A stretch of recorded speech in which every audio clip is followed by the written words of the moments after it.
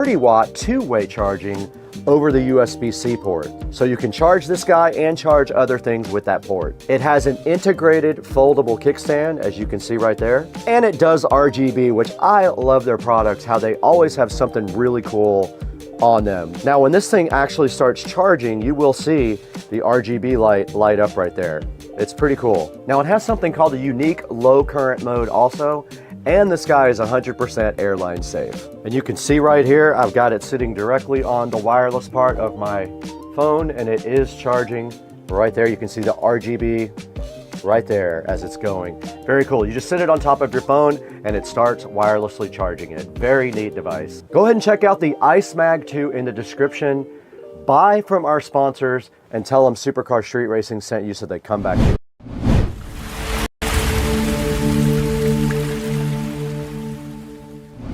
All right, everyone, welcome back to Supercar Street Racing. Today we're at my house, Dukes de Duval, and we got a fun little gift for ourselves today. Brad went out and he sourced us a brand new Xbox X Series. We got this thing because we've been playing on an older Xbox, and they have that new 2K25, I think is what it's called, golf, and that's what we like to play, and it is awesome, and we're gonna get on it right now.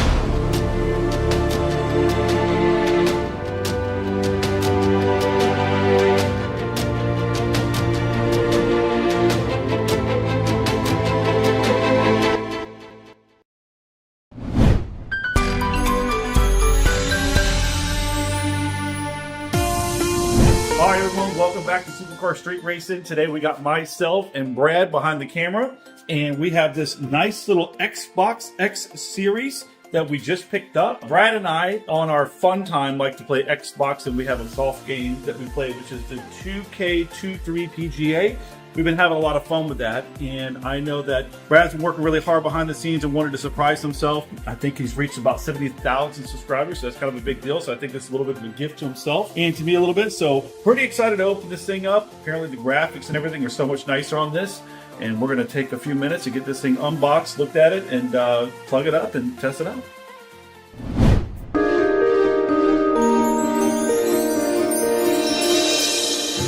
All right, everyone, so now we're going to go ahead and dive into this thing. And we were looking at buying a used one just to see if there's a little bit of a cost savings. And honestly, the price between what we could buy a used one and a new one, we just made the decision today to just run up to Walmart real fast. They have one in stock. We're able to go to the drive-through and pick it up in a matter of minutes. So it worked out really well. So look at this. Look at this boxing on this. This is sick. Man. Wow. All right. This is sick. First level there. Dang. All right. We got another. Oh. I think this is just packaging to keep it tight, most likely. I can't imagine there's anything in there. Let's see. We're going to double check though. Oh, that looks like just packaging. Okay. Double check that later. Oh man, that's the actual. It fits perfect. Like inside there. Oh, that's the base there. Okay, so that's the actual device. Oh, look at that, dude. Oh my god. Huh?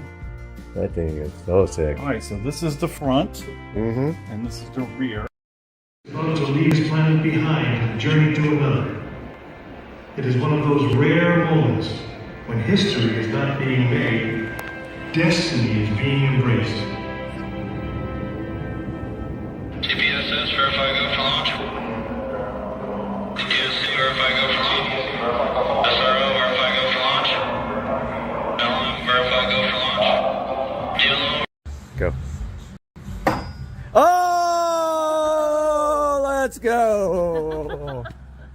i2 power bank with active cooling. It has this really cool, sleek, transparent design. I'll throw some pictures of it up on the screen right now. It offers 3x 15-watt max charging on the wireless side. Now it can do 30-watt two-way charging over the USB-C port. So you can charge this guy and charge other things with that port. It has an integrated foldable kickstand, as you can see right there. And it does RGB, which I love their products, how they always have something really cool.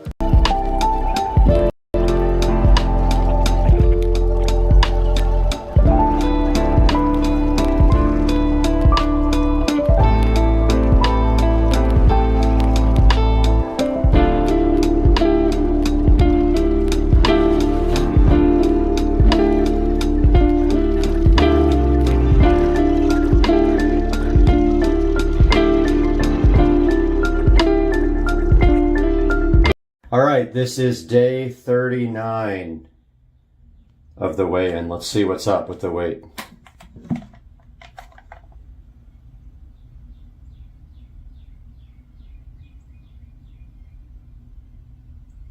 $150.0 on day 39 of my keto weight loss. So I have lost 19 pounds.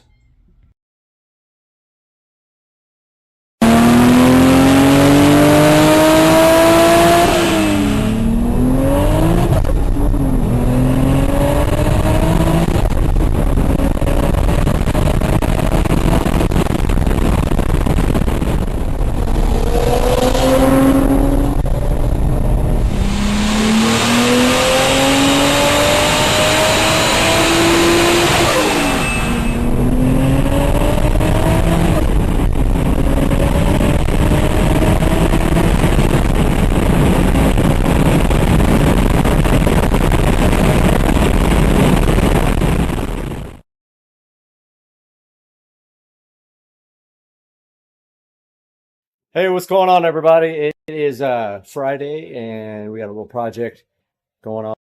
Day 64 of the keto diet, and I am at 144.6. I was at 169. So I have lost 25 pounds on the keto diet in 64.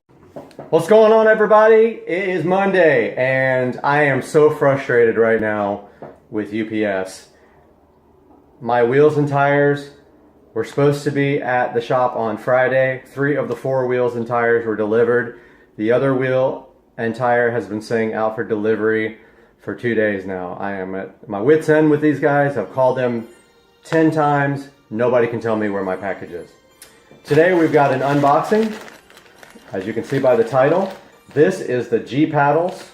This is to convert your button style shifter that was on the AMG, the early AMGs, to paddles. Let's take a look at this. Go ahead and open it up. This came from England. Just be aware if you order these that you will have to sign for the package. It kind of took me off guard, and got to the post office today. There were 700 people in line for the holidays. But thank goodness that some lady walked out and said, "Is anyone just picking up?" So first thing I noticed is the package is almost open, but oh well, hopefully there's nothing wrong with it.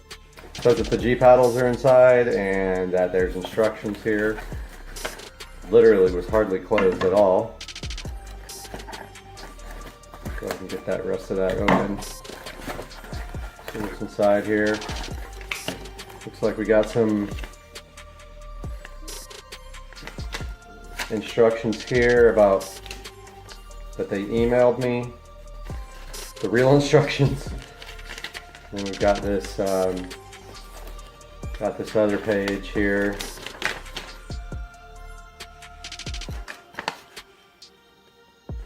So there's one thing you got to know about this.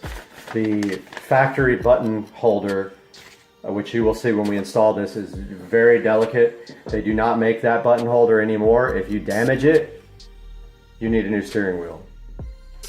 There are ways to get this thing out though, involving heating that unit, that button holder up so that it's more pliable. If you don't, you're gonna break this little tab off. Picture it like this. Basically, this is not dirty looking at all, is it? There is a little button holder. The stock button is has 2 tabs on the side like this that fit inside these little round things, okay? To get that button out, you have to pop those little tabs out. But when you do, most people break off this little circle that covers it. It's almost, I don't even know how to describe it, but the pin goes inside this little half circle that allows it to turn. Most people break that off right there because they just are in too much of a hurry and they don't heat the housing. So inside here we've got this nifty little, I guess it's an air freshener, British flag air freshener. And then inside here we've got G paddles. So they are silver. You can get other colors, but I mean, if you really want other colors, just paint them. That's G paddle number 1. So there's the mechanism. So if you see what I'm saying here, these 2 pins, right there, right there. They fit in two little circles that are pivot points, and this part presses the actual button, and this part would be this left side, I believe. So when you pull it towards you, it pushes the button. So that part inside the holder, button holder, that's part that goes around this pin is what people usually break off. So here is button number 2. I will put the instructions for this with this video. There's button number 2. So it's going to probably be like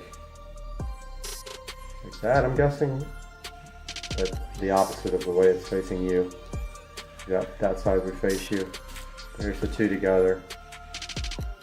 So look for video number 2 of this, which would be installing these beautiful G-paddle button replacements. I'll throw these back in here right now.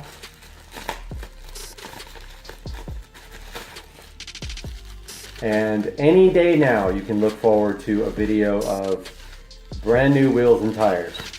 I won't tell you anything about the wheels except that they are matte black. And I was kind of trying to save that, but I gave it away in another video. So look for that video coming up soon, and we'll see you guys in the next day or two. What's up, everybody? Supercar Street Racing with a little update.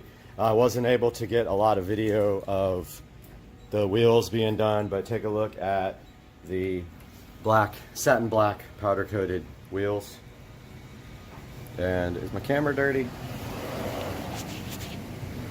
Satin black powder coated wheels, new brake rotors and powder coated calipers. That's the rear, and that's the front in satin black. Calipers are powder coated red. Out here we've got the DEI high temp paint on the old calipers. These will be going up for sale if you need any for your 335i. These have been cleaned and they are painted with DEI high temp silicone paint. Those will be going out. And the next thing I want to do is paint this ugly gray, I don't know what it's called. Is it a rear splitter? I'm not sure, but look how it's fading. Why is it gray too? I mean, come on. I kind of want to paint it matte black or plastic dip it, so I'm going to work on that now. I'll be back with an update. Alright, we got the back taped off now. I learned to tape off a lot better than I used to because the stuff gets everywhere. But take a look at where that's fading. Is my main purpose here. And I don't like that this is gray and the rest of the car is black. I think it'll look good matte black. So I'm going to get my plastic dip here and put the first coat on of plastic dip. Got the first coat of plastic dip on. Remember to point the plastic dip can away from what you're painting. Oh, look at this pollen like falling everywhere. Point the plastic dip can away from what you're painting to clear the nozzle out and put a very light coat on for the first coat. Wait 10 minutes and then do a second coat. We'll be back for that. Here is the stock brake calipers with the DEI high temp coating. I'm going to let that cure for maybe 30 more minutes before I flip everything over and do the sides that I couldn't get here. I don't have any really way to hang these things up to paint them. But this is matte black, which looks pretty cool. I think that's enough of a coating on the top, but we'll be back with an update. Alright, it's been about 10 minutes. I went ahead and polished the windows, but that's a good look at the first coat. You see it's a very light coat. So again, shake the can up good, make sure it's up to temperature. If it's not, put it in some warm water for about 20 minutes. So always spray away. It's going to splatter like after it's been sitting for a little bit, so spray it away to clear the nozzle. Second coat can be a little bit more thick. Make sure you put on uniform coats and get all the areas even underneath. And notice how I'm keeping it a certain distance away. Just keep it about, you know, 6 inches away. You can see already where that was all faded out. That looks much better. So that's the second coat. I'm gonna wait 10 minutes and come back and put the third coat. Putting the second coat of the DEI high temp spray on. Just either tape up your rubber parts or just don't spray them directly. Like for instance where this rubber boot is. Just try to avoid that part. Spray around it. Don't directly spray it, if that makes any sense at all. Trying to put 3 or 4 coats on this because it just covers a lot better when you do that. But here's a good look at stock calipers completely cleaned, wire brushed and painted with high temp paint.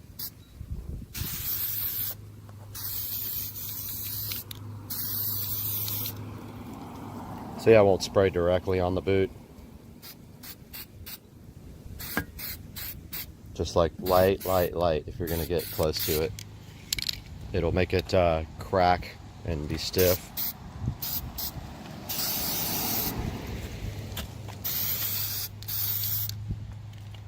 Yeah, so that's the second coat of DEI high temp spray. Same stuff that's on my exhaust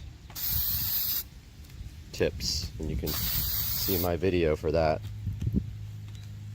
Check it out when you have a chance. Alright, time to put the third coat on. Plastidip. Remember, spray away, clear that nozzle. Every time you do the second, third, fourth, they can be heavier. Keep a uniform distance from the vehicle. Otherwise, you will get kind of, you have the can too far away or too close. It can make a difference in how, sorry about that, I'm not even pointing at it. It can make a difference on how the end product looks. It might be like bed liner if you don't put it on correctly. So I actually did that on my grill, and I don't even know how I made it so bad, but I did. The grill is real rough. You can't see it, but you can feel it when you try to clean the car. I think this might be my last coat. This is, what was it, 4? But that looks awesome. That looks so much better. I'm gonna let that dry, and that might be my last coat. Alright, so we're going out here for the final coat, because what I forgot to tell you guys is, when you do Plastidip, if you tape off trim, so it's easy with logos, like your emblems on your car, because you just tape around them, pull the tape off, and then pull the extra Plastidip off. But when you're doing trim or something like this, where you have tape right up against the Plastidip edge, you have to take the tape off while the Plastidip is wet, so we have to do one more coat. So here we go. And I forgot to point the can away, but it didn't splatter, thank goodness. So this is going to be the last coat, and I'm going to pull the tape right when I'm done. See how the tape is right there on the edge? You want to do that while it's still wet. So here's the last coat. I'm going to start pulling tape. I need both hands for that.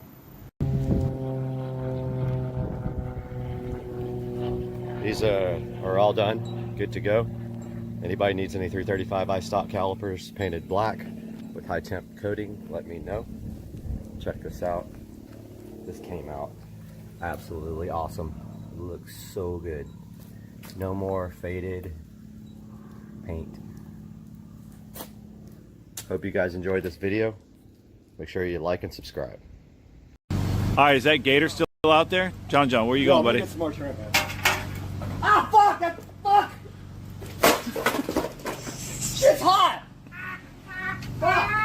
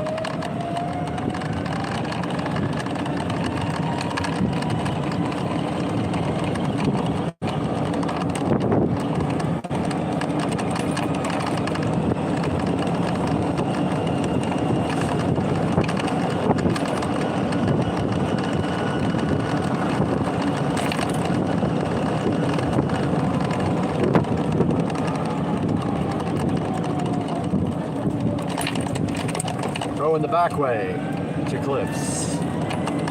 Stay off the main street as much as possible.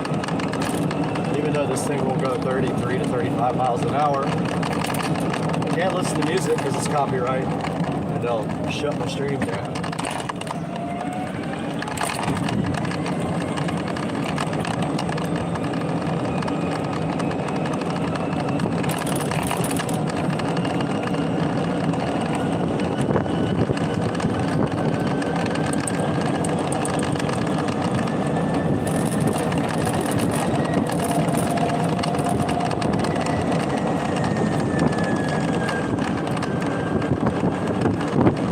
So we're just going to brunch.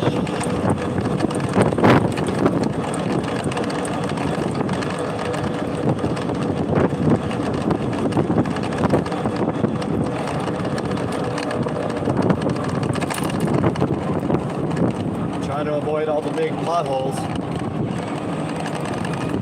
Manhole covers.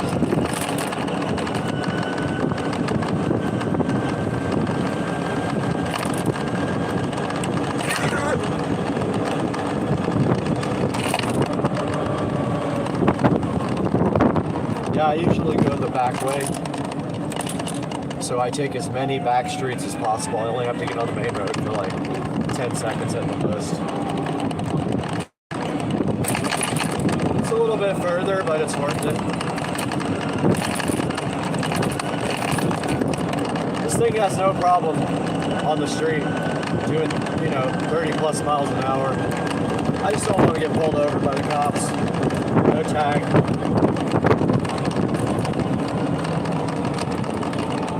This is the main street we're getting on right now, but only for about 5 seconds. So I just wait till there's nobody coming. And we got traffic right now. So right after this truck, I'm gonna rip it. Alright, we're on Fort Caroline Road now, which is a major street, but we're turning off here in like 2 seconds. The back way. That's as long as we have to be on that street. And then we take the back roads most of the way.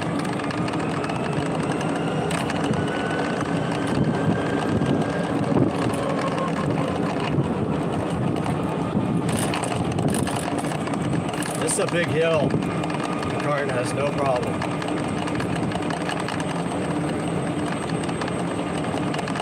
I topped off the charge today, this morning, for about 3 hours.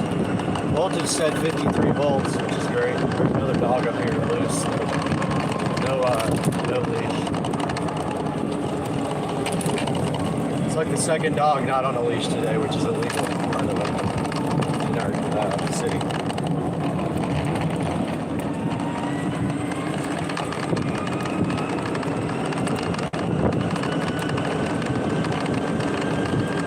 Alright, so we're going back up on the main road again, but we just have to cross over it and then head into the Hidden Hills area. So we're about to hit Fort Caroline again.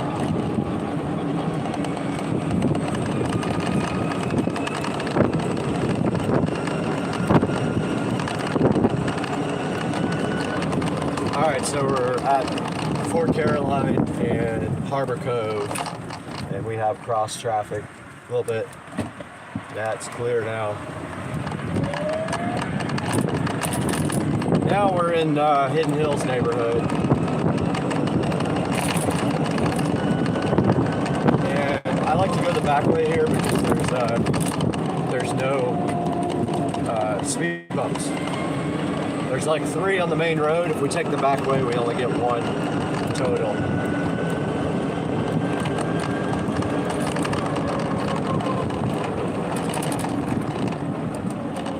Yeah, we're in Hidden Hills neighborhood now. No, you can't see it, but pretty nice. We're on the back roads.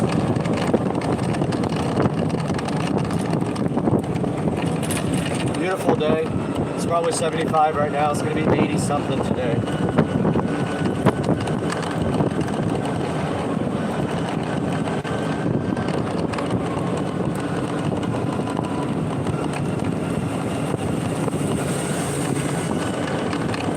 probably 5 minutes away from Cliff's Bar and Grill for brunch.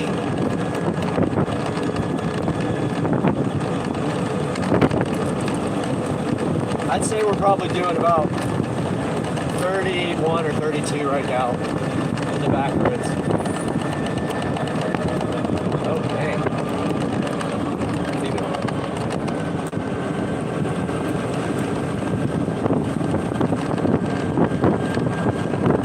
Hot chick.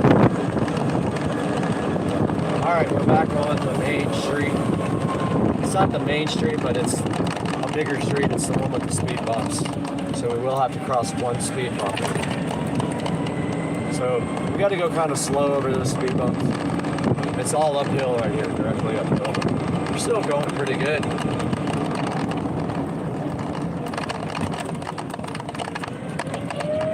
And up here, I'll probably get on the sidewalk rather than take the main street. Even though it's about 20 seconds on the main street, just, you know, why take a chance?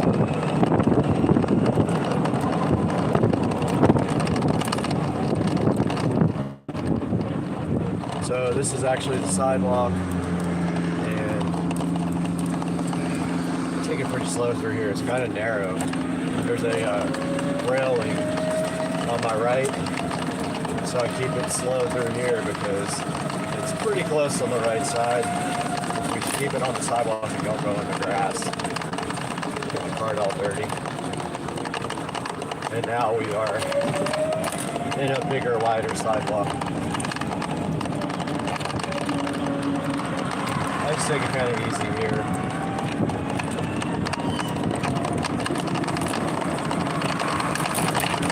It's kind of bumpy.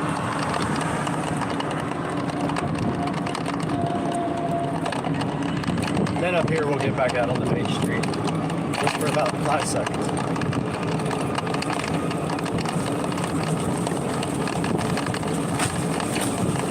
This is just a straight shot sidewalk here. But I'm going to get out on the street here.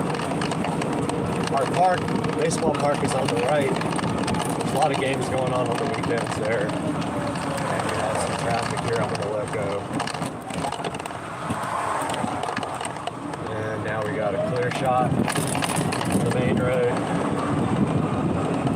Now we're on the biggest road that we'll be on the whole time and we're about to turn off. That's as long as we're on the big road. Pulling in the parking lot now.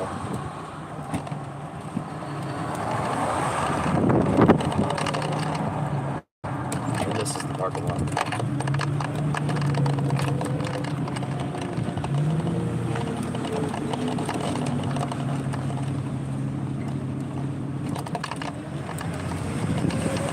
What's up, guys?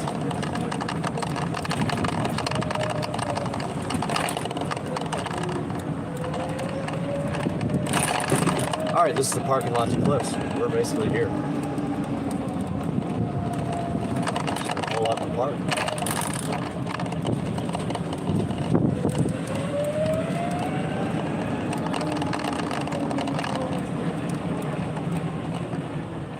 And we are here. We'll see you guys later.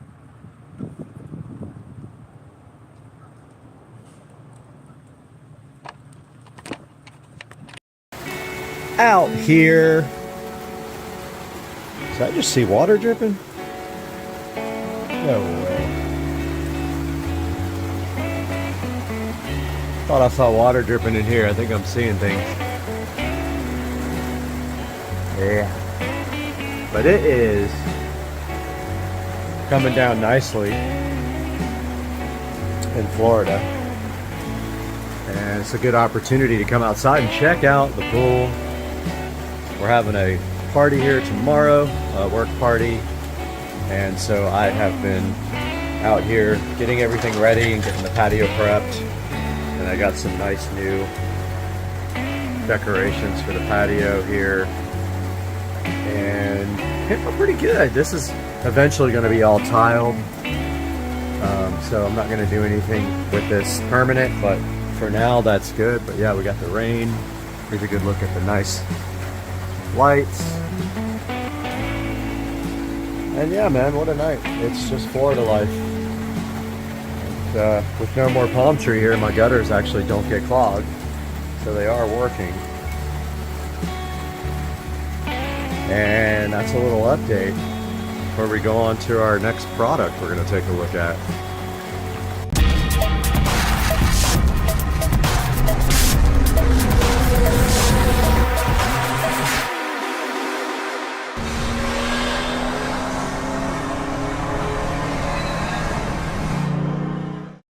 Are you guys enjoying the pool in the rain?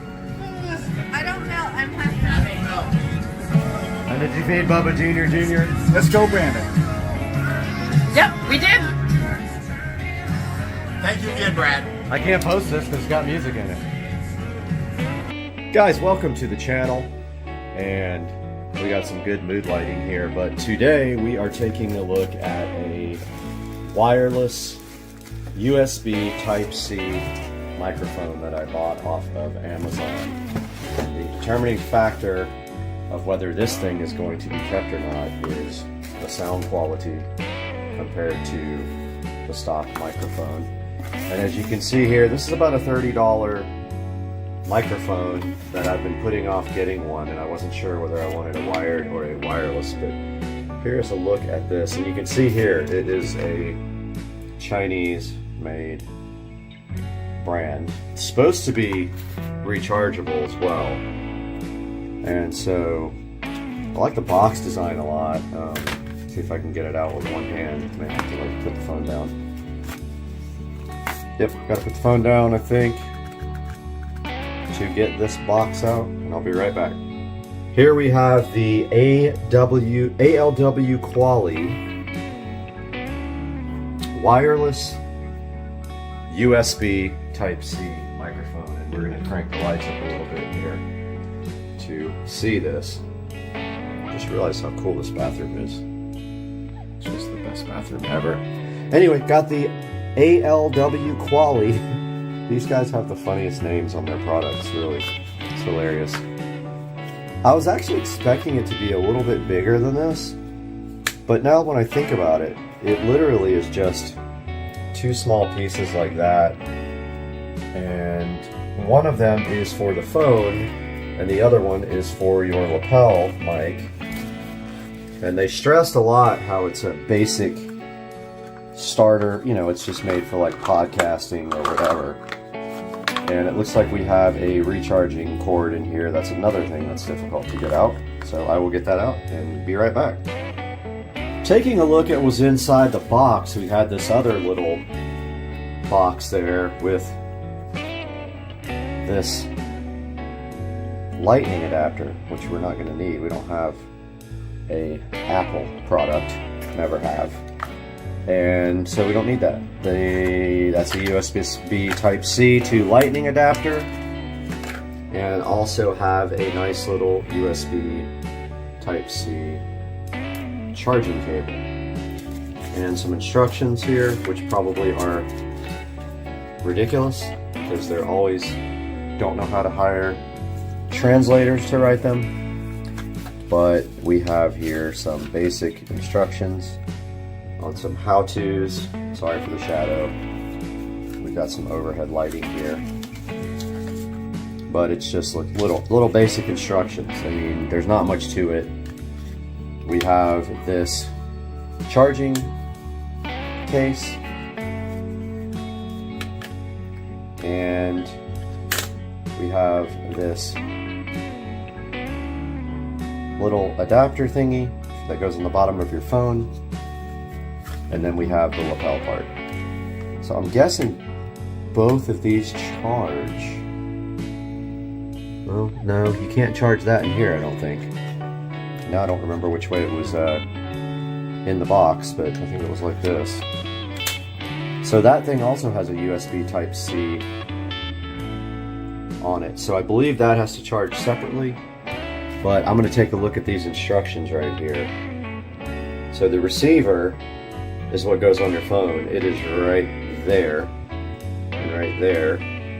This goes on your lapel, and this is the charging box. I'm guessing that you can't charge the receiver in the charging box, only the microphone, but I'm gonna find out real quick because I'm gonna plug it in for you guys. I'm enjoying this wonderful Angel's Envy bourbon that my lovely co-workers treated me to, one of my vendors actually, and I have been sipping on this for the evening after we had our pool party today. We had a little work get together here, and this is the Angel's Envy, that of which I speak of bourbonish, and it is just the loveliest thing. And we did some of these lovely tequila shots too, but yeah, it's good stuff. It's really smooth, and I am thoroughly enjoying it on a Saturday night in Jacksonville, a rainy Saturday night with a leaking patio roof. Point of clarity here, the receiver, this guy right here, that goes into the actual phone, does not charge. It uses phone power, but if you need to charge your phone, you can actually plug your phone in right there while you are using it to charge your phone. This guy charges your lapel mic, which we are going to grab a little power brick now and try that out. I'm actually kind of grateful that the leak wasn't on top of the TV there. It's just in the corner. Hopefully some of that foam will seal it, but I wanted to give you guys a look at the lighting. It's not finished out here yet. I actually got all new yard lights, low voltage landscape lighting for the stake lights that are out here. I got 12 of them on Facebook Marketplace for $50. They're old school, but I went ahead and purchased some brand new modern warm white LED bulbs to put in them. Even though these guys already have bulbs in them I could have used, I'm going to save some of these lights as well for the side of the house. Both sides, I'll probably put 4 or 5 lights on both sides, but I just wanted to give you guys a good look while we have some free time in this video at how the landscape lighting looks. And down by the water there, we have lights that go over the water. They're just lantern hanging lights, and then we have a blue LED rope light. I don't want to go out there because I got no shoes on, but a blue LED rope light over there by the dock as we round out the lighting. And of course you guys have already seen the lighting we did on the patio, and those LED color changing light bulbs are in my sunroom, lighting up the pool deck pretty nice. I just love recording in the bathroom for some reason. I just like my temperature and time and weather. So we got the power adapter off of the Fire HD Pro. It's the same exact thing. It's just a USB Type-C charger. They give you a dinky little cable, but you don't need to use that one. Sitting on the bottom of this, there is a USB-C. Again, one-handed here, going to attempt to plug in this. Now, I will say it's kind of awkward why this is on the bottom of the... You know, you can't really... Now you just have to kind of lay it down. I mean, why wouldn't it be... I guess there's no good way to put it on the side, but I mean, I guess you can lay this guy over, but I don't know if you guys saw that very well, but there's a flashing red light on the bottom, meaning that is charging right now. And I'm guessing that that will go green when it's done charging. I am going to let that charge here for a little bit and show you guys this diagram and this instructions one more time. But it's pretty simple. It just says to connect the receiver to the phone port, to your USB-C port. Press switch key of microphone. The indicator light turns green and the power is turned on. The indicator green light of receiver keeps always on. Then open the phone camera, live app or other apps, and then to use the microphone to receive sound. And then here it tells you that there's no battery inside the receiver, that you just use your phone is basically what powers the receiver here. And then you can plug your charger into the side of this to charge your phone if your phone is running on low power, or if you want to keep that phone charged the whole time that you are doing recording. So I'm gonna let this guy charge up for, I don't know, maybe 30 minutes, and then we'll be back and we'll give this thing a try, test the range, test the sound quality compared to the phone, and make a determination on whether this thing is going back or not. Okay, I came back about an hour later, and it's solid red, so it doesn't turn green, but it turns solid red when it is done. So we are going to now experiment with this brand new microphone and see what happens. I'm gonna go ahead and plug it in the phone now. Actually, I take that back. We haven't even looked at the actual product. And here is the lavalier microphone. So you're supposed to plug in this part to the phone first. Then it says to push this button. So let's give it a shot. We'll turn off the camera and get it plugged in.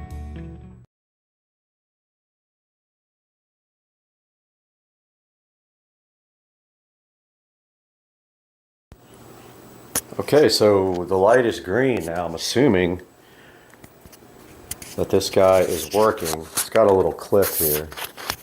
Hoping this audio is working. Not really sure. So this is me giving a product demonstration. Here we have the lovely Echo Show 5 sitting here in the wall, and I just woke it up, and never mind. So here we have this lovely product here, and we're testing out the new lavalier microphone so we can start doing nice presentations. But first of all, I do have it dark in here on purpose because the light switch doesn't work anymore. So here's what we're gonna do. First, we're gonna walk to the kitchen, about 20 feet, give it a test. Okay guys, we are now in the kitchen. Hopefully this audio is coming through loud and clear. We are now walking into the guest bathroom. We are now probably about 100 feet away from the microphone. We are now heading from the guest bathroom to the bedroom, maybe 150 feet away. We're in the bedroom now. Can't wait to see if this actually works. And we are walking back towards the lovely camera now, which is in the office.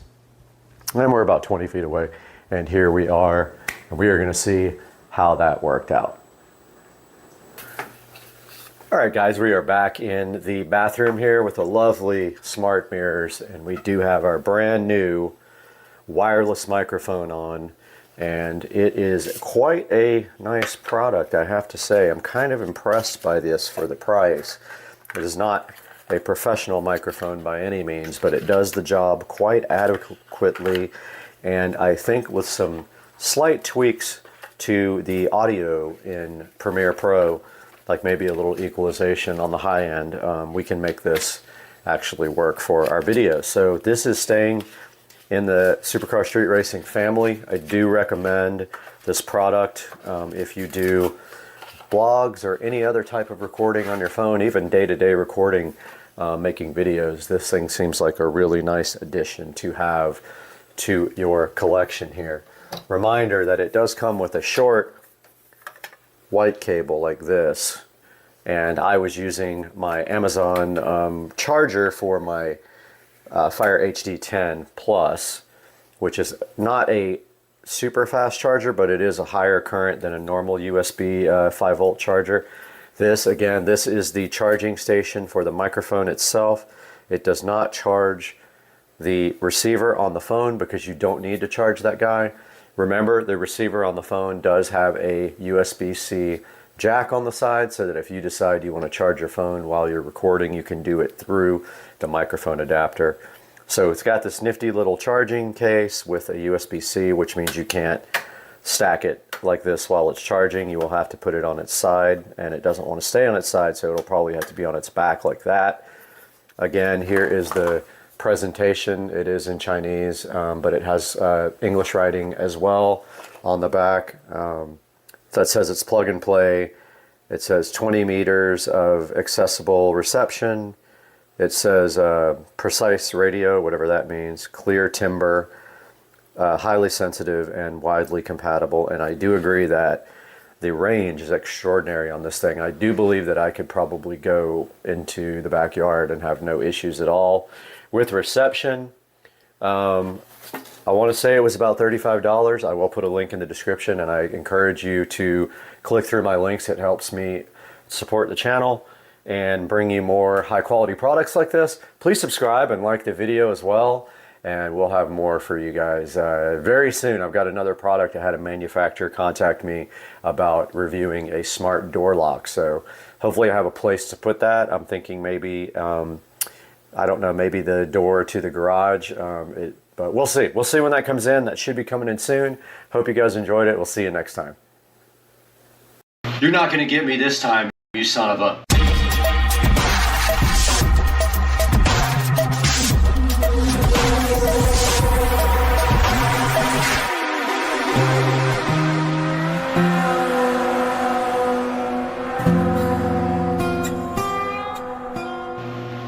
We're back here next to the beautiful Mac Pro that was converted from a thrift store piece of junk to a very nice Linux running computer.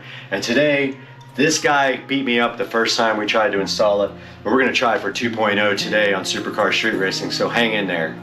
Welcome back to Supercar Street Racing, guys, and as you can see today, we have this Lanbon LCD smart switch right here next to me and right here on the screen. And previously this thing kicked my butt because it actually shows a black wire in the instruction manual where it should have been white, but it's my fault because I should have known it was the neutral wire anyway.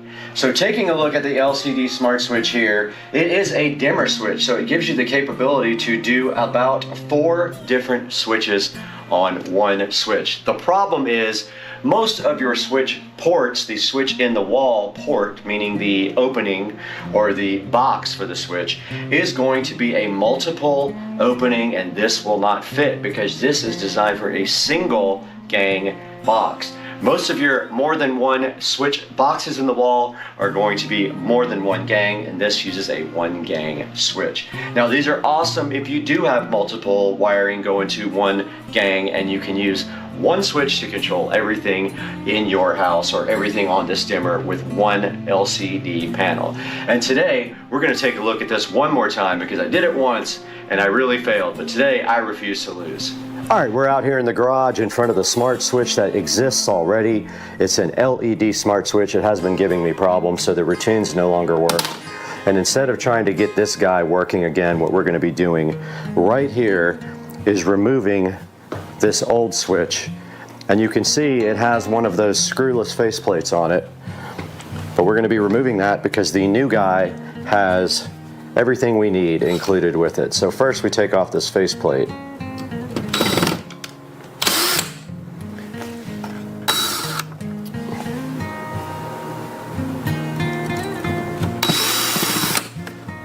Once that faceplate is off, that's what the outer plate actually attaches to. Once that is off, we have our switch free and clear to go ahead and take out. We just remove the top and the bottom screw here.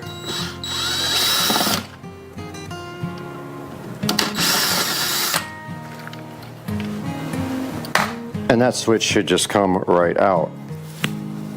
Trying to get my microphone working.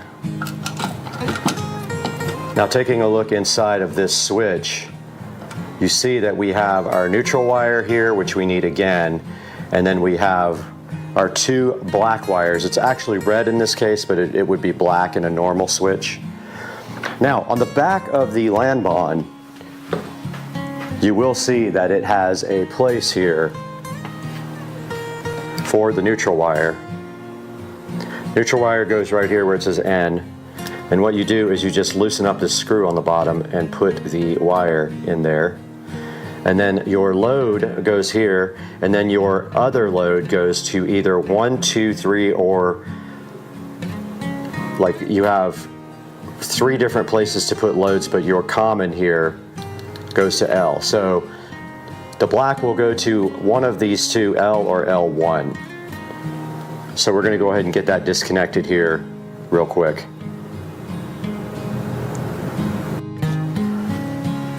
All right, for this job you're going to need and there goes the screws. You're going to need a very small screwdriver to loosen up the screws on the Lanbon. Go ahead and loosen up the neutral wire, the L, and the L1 if that's the only, if you're only doing one switch, you only need L and L1. Now, I do have the power on at this point, so I am wearing gloves. I advise you to turn the power off. I never turn the power off, but as a safety precaution, you should always turn the power off. This will shock you, and if this neutral wire touches any other thing, ground or otherwise, it will definitely pop.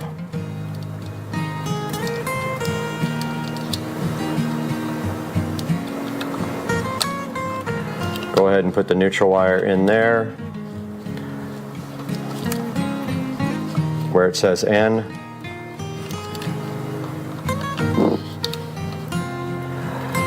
Insert that all the way, and then of course drop your screwdriver.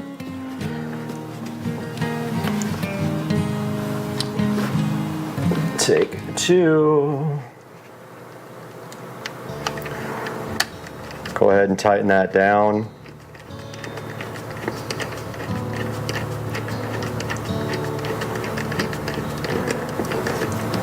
Don't be scared to torque it. Oh, also forgot to tell you guys, this part does come off. So that has to be mounted separately. So the front part comes off, and then you're left with this little plate here. Now, let's go ahead and get the other switch disconnected. Now, what happens basically on the switch is when these two wires make a connection, it sends power up to the switch. We will prove that here momentarily if we just do this.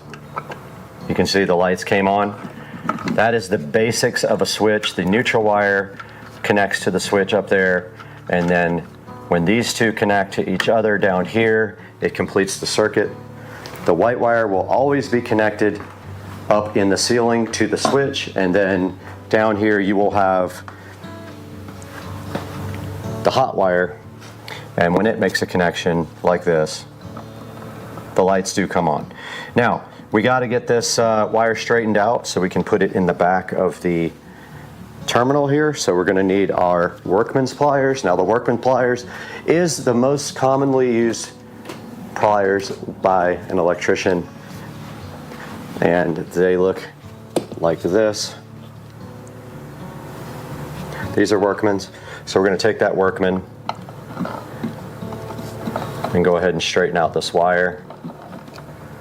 And we don't need anything that long.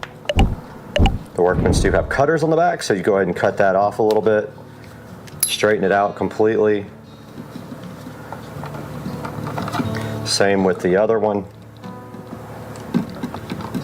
Don't need that much wire on this, nor do I need that right this moment, but I am going to need it momentarily. Now we just take our back of our switch. One of these guys goes to L.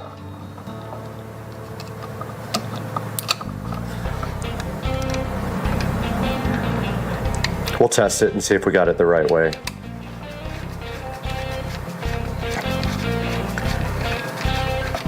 Tighten that down nice and tight, and then the other guy goes to L1.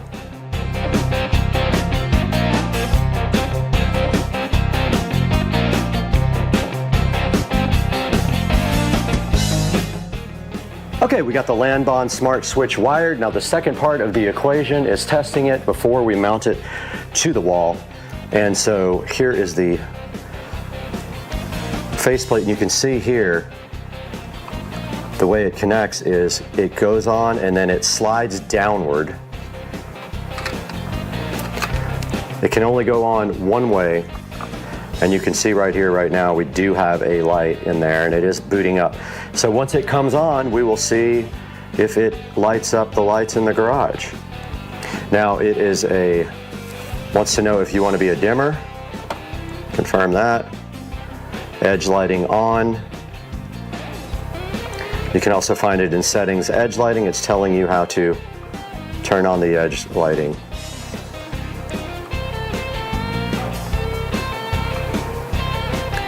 Okay, it wants us to go ahead and config this now, but I'm going to skip this for now.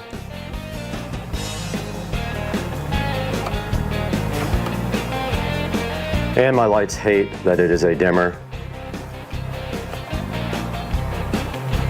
And it is working properly.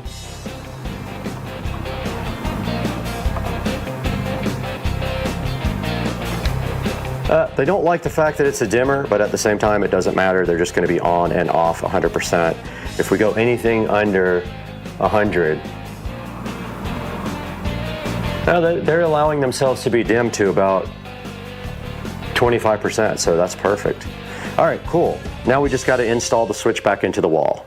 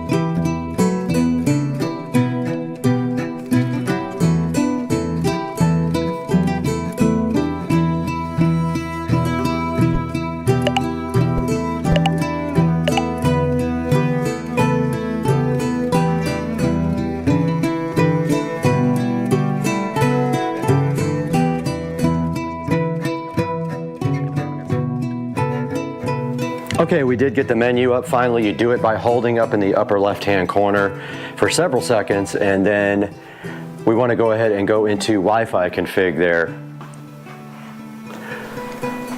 And there is an easy mode and a hard mode. Let's do the easy and see what we get. Now on the phone, we're going to go ahead and record there as well.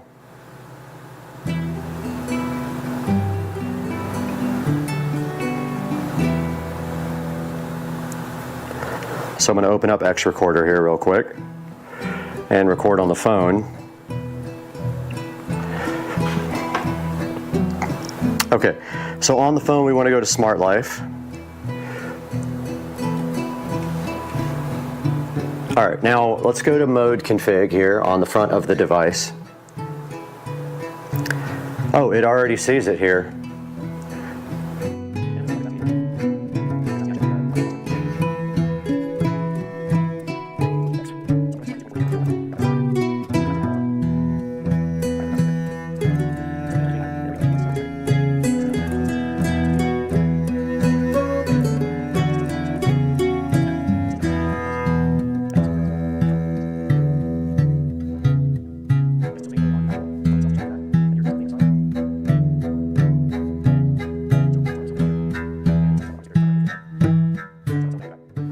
Alright, I do have the lights off on the production lighting so you guys can see this better and see the screen, but we have successfully installed the Lanbon dimmer out in the garage. You can see the edge lighting there. I'll do a separate video on how to configure this thing, but it is on right now, so I'm going to go ahead and power it off. And you can see the garage lighting did go off, and you see the better now the edge lighting, which is configurable. If you go inside here, and this light up here does not want to go off forever. If you go in here and you go edge lighting, you can set the colors. So like right here, you can set it to red. And then there's all kinds of other settings as well, and I can't keep that light from going off. But there is a theme that you can go into and set. There's not a ton of different options, but I'm going to confirm that one. Now you can see the background did change there on the screen there. And if you hold down right here, this is how you get into menu. You hold it down for any number of 4 or 5 seconds and you can go into all the settings. And then there's your brightness and stuff for it. I'm going to turn the normal brightness up and the standby brightness up. Screen light time, display angle vertical. And yeah guys, so now you get, oh, there's some engineering options here. Pretty cool. Great switch. I really like these a lot. It's just too bad that you can't use the dimmer in anything but a 1 gang, because dimmers, I mean even standard switches, usually are in more than 1 gang box. There's no way to mount this. It would have to be completely custom. So I'm happy with this installation. I hope you guys enjoyed it. Now back to Brad. Over for the final word on the switch install. So right here on the screen we have this Lanbon Tuya Smart Life LCD smart switch that we just installed in the Supercar Street Racing garage. Looking oh so fresh. And if you'd like to purchase one of these, I'll leave a link in the description for you. And I hope that you have good luck with this now that I've installed it twice. And I let it beat me 1 time. I'm not letting it do it twice or 3 times or ever again. And you guys, I hope you subscribe to the channel and like this video. And we'll see you again next time on Supercar Street Racing. Good morning, everybody. Supercar Street Racing here. Just wanted to give you guys a little bit of an idea of what XHP Stage 3 looks like. So this car's flashed with Stage 3, and right now it's on Sport mode. So you can see how it shifts. Shifts are very crisp. That was about 3/4 throttle. I like Stage 3. I haven't tried Stage 4 yet, which is supposed to be all race. When you have it in sport, it will stay in 5th gear until, I'll show you when it shifts. So it's in 6th now at 80 miles an hour. So for driving around town, it's awesome. I definitely keep it in sport. But on the freeway, if you're not going to get up to 80, put it in D, like that. With that over to the right, and it will shift all the way up to 6th as soon as it can. Now also, so the biggest difference here is that the shifts are optimized for RPM. They're also optimized for they've also increased the line pressure quite a bit, and you can even they recommend Stage 3, I believe it is, for a single turbo car. So basically you can also still, now the cool thing is it also does rev matching and everything like that when you you know, when you shift. It's very cool. That's manual. So I feel like, and I've driven a DCT before, I feel like this shifts it as fast, if not faster, than the DCT does on the 335 IS or the M3 series, or the M series cars, M3, M4, whatever it is. But yeah, so that's manual. Okay, so perfect. We got a light here. So that's manual. And we're in 1 manual now. Traction control's on. I'll just run through the gears here real quick with you when we get a green light. So we'll start off in first manual. Now we're in sport manual. If you put it in D manual, D manual will actually still shift for you while you're in manual when you run through the gears. So you want to have it in sport while you're shifting. If you want to be completely manual, you want to have it over in sport. Do I recommend XHP? Absolutely. I flash it with my Android head unit. Now, as I previously stated that you could flash the MHD with this head unit, you cannot. And I learned the hard way because I tried to flash with it and it reboots the it actually shuts down the navigation system right in the middle of a flash, which is so annoying. And I actually rendered my car inoperable. I had to go home, get my little flash cable for the phone. I was at the gym actually when I flashed it, and I had to come back and flash the car with my phone in order to get the car running again. So that's XHP in a nutshell. Great little add-on app for the N54, N55 6-speed auto transmission. Pick it up as soon as possible. You will love it.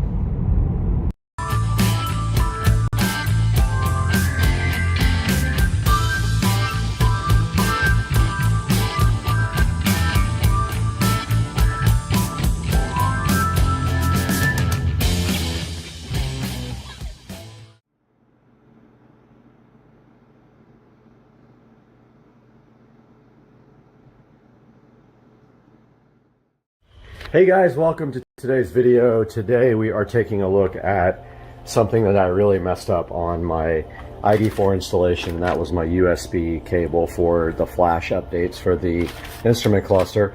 Today we're going to be showing you how to install a flush mount USB the correct way, because let me show you what happened with this one. Yes, that's right. It was directly in the trash can because I did this. And actually the paint came out terrible, so I would have had to sand this down anyway. So I did this thing, it didn't come out that great. It's got like issues and all that. Turn it around, you notice here, see this? There's absolutely no way you can push this back in. This thing blocks the panel completely. It sticks out like, you know, yay high. There's no way this is going in. So I ruined this trim piece. I ordered a new one off eBay. I got it. I painted it. It looks sick. It looks so good. And I already installed that right here. So there's the new piece.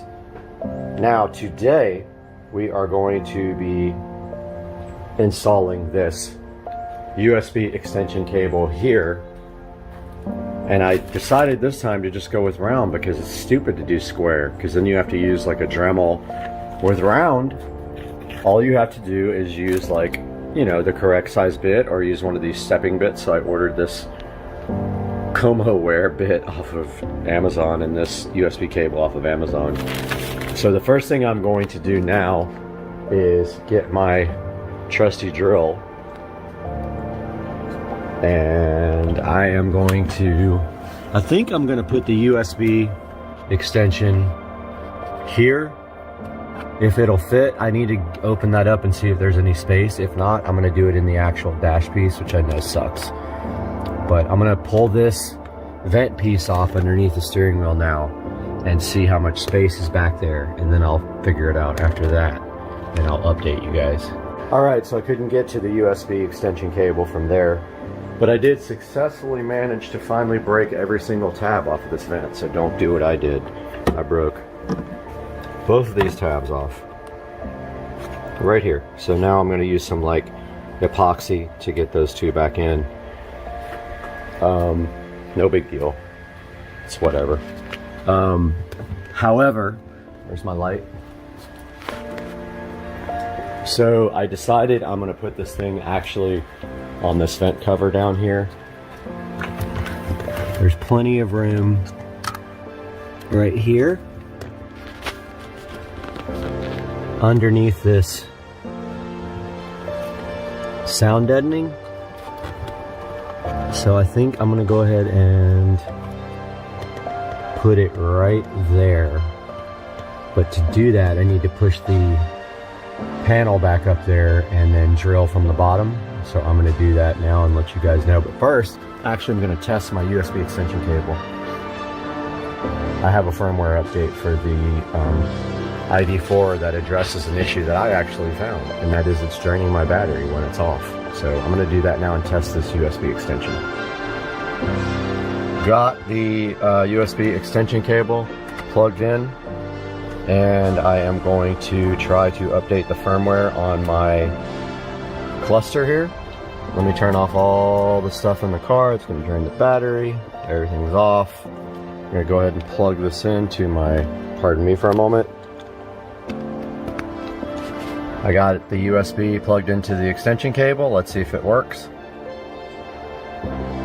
Software update. Okay. So this is going to take a few minutes. While it does that, I am going to chill out and wait for this to finish. Alright, so I determined the best location for this. The only place that there's clearance is right over here in this corner. So it's going right there underneath the steering wheel. Right in this corner there. Everything else, there's no way to do that. And I don't want to drill through my dash up here. Now, while this is updating, I'm going to go ahead and connect my battery tender. And if you guys don't have one of these, they're freaking awesome. Here's my battery tender junior. Right here. And of course on BMW, you can hook it to front. Otherwise, you know, BMW batteries in the trunk. So always hook up the battery part first before you plug in the actual battery tender. So lights on there is going to be red because the battery is going to be slightly drained. Yep. So it's going to be red for a while, then flash green, then go full green when the battery is charged, which usually takes 4 or 5 hours. So I'm still waiting for the software to update on this thing, and then I'll run the cable down to where it's going to be permanently and start drilling the hole. Software update just finished and the cluster rebooted. Got my variable step drill bit on here to drill for the USB mount. This comes also with it, but this is so ghetto, there's no way I'm using this for under the dash. Now the only issue now is I don't have a tightening tool for the drill. So hopefully I can get this tight enough where I can actually do this. I'm going to try that now. Just started drilling my hole right here. It's going to go right there. If my focus would ever work. It's not big enough yet. I already tested the USB cable by feeding it through the hole. So I am going to drill that out just a little bit more and try that. Alright guys, got my hole drilled. It came out so good. Check that out. That's my new USB mount for the instrument cluster upgrades. Fed the wire down through the dash, got it right here. It's going to be connecting to this female here. I'm going to get that connected, tape it up with some electrical tape, put the vent back on, and then update you guys after that. Alright, got the panel all put back on. There's my new USB extension interface for the instrument cluster. I'm going to go ahead and epoxy this vent back together that I broke. Put a few little, either epoxy or silicone sealer, it really doesn't matter. It's not a big deal. I'll probably epoxy it. It's just never coming off again. So gotta make sure that's what we want to do forever. I'll go ahead and do that now. Alright guys, I got my epoxy quick weld just on those two little tabs that I broke, no big deal. Got the inside wrapped up. I'm going to go ahead and give this thing a good vacuum now while this quick weld dries. In 6 minutes this stuff is ready to be put back on. Alright guys, just got done cleaning up all the tools and this is what we did today. We now have a USB extension for the center console that doesn't break the trim anymore. So I will put a link to this in the description. Again, this can go anywhere. Probably would have been cool to put it in the center console, but honestly, this thing's going to get used like once every 3 months, so I'm not super concerned about the location. Going to disconnect the battery tender and then see if my console gives a high battery drain again, because they did introduce a firmware update just for me to test whether I get high battery drain now. So I'm going to disconnect this, get this video all edited up, and I'll see you guys again really soon. Guys, welcome back to Supercar Street Racing one more time. This is Brad here, and I'm so happy to have you guys with us on the channel in the Supercar Street Racing living room here. Today we have to fix a problem, and it's all because of this Netgear Nighthawk modem right there. That thing has been giving me issues for almost 2 years, but today that changes because of what's on the table right here.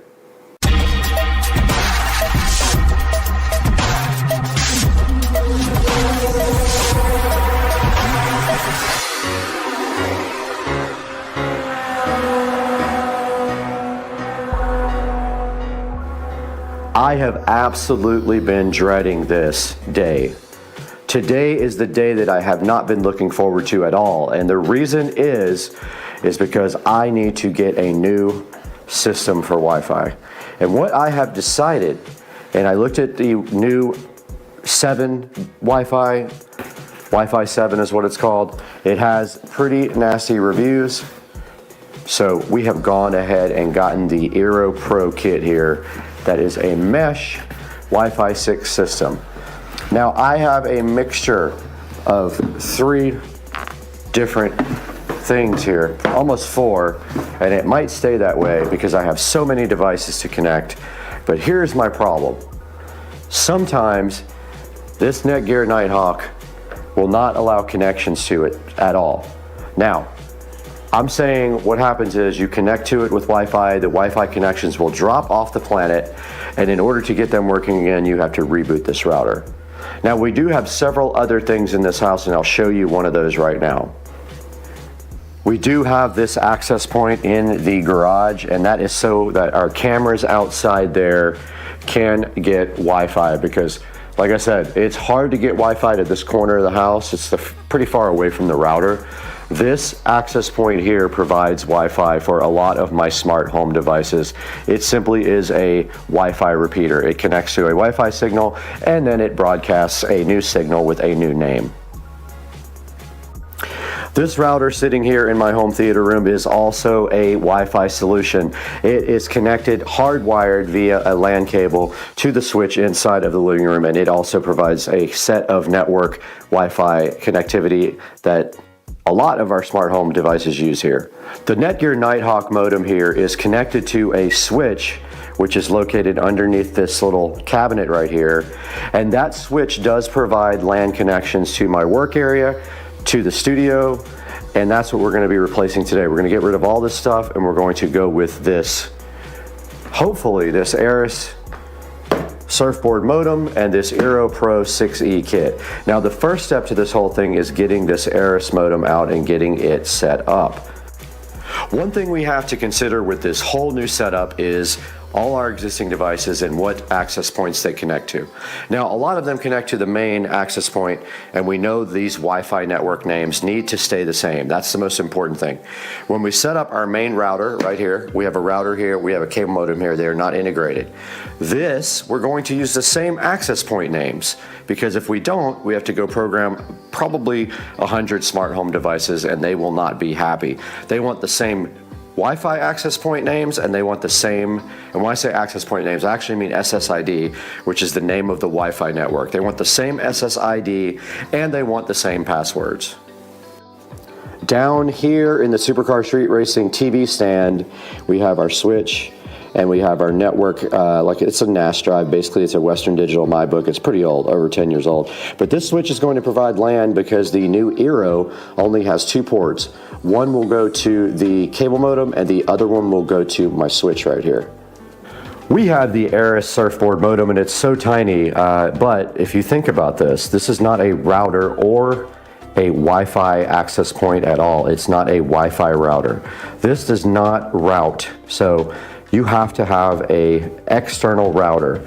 Now what the router does, it acts as a gateway between the internet and your devices. And once this guy provides a signal to the router, which is one of these, this guy will do all the routing to your home network, and this will be your gateway.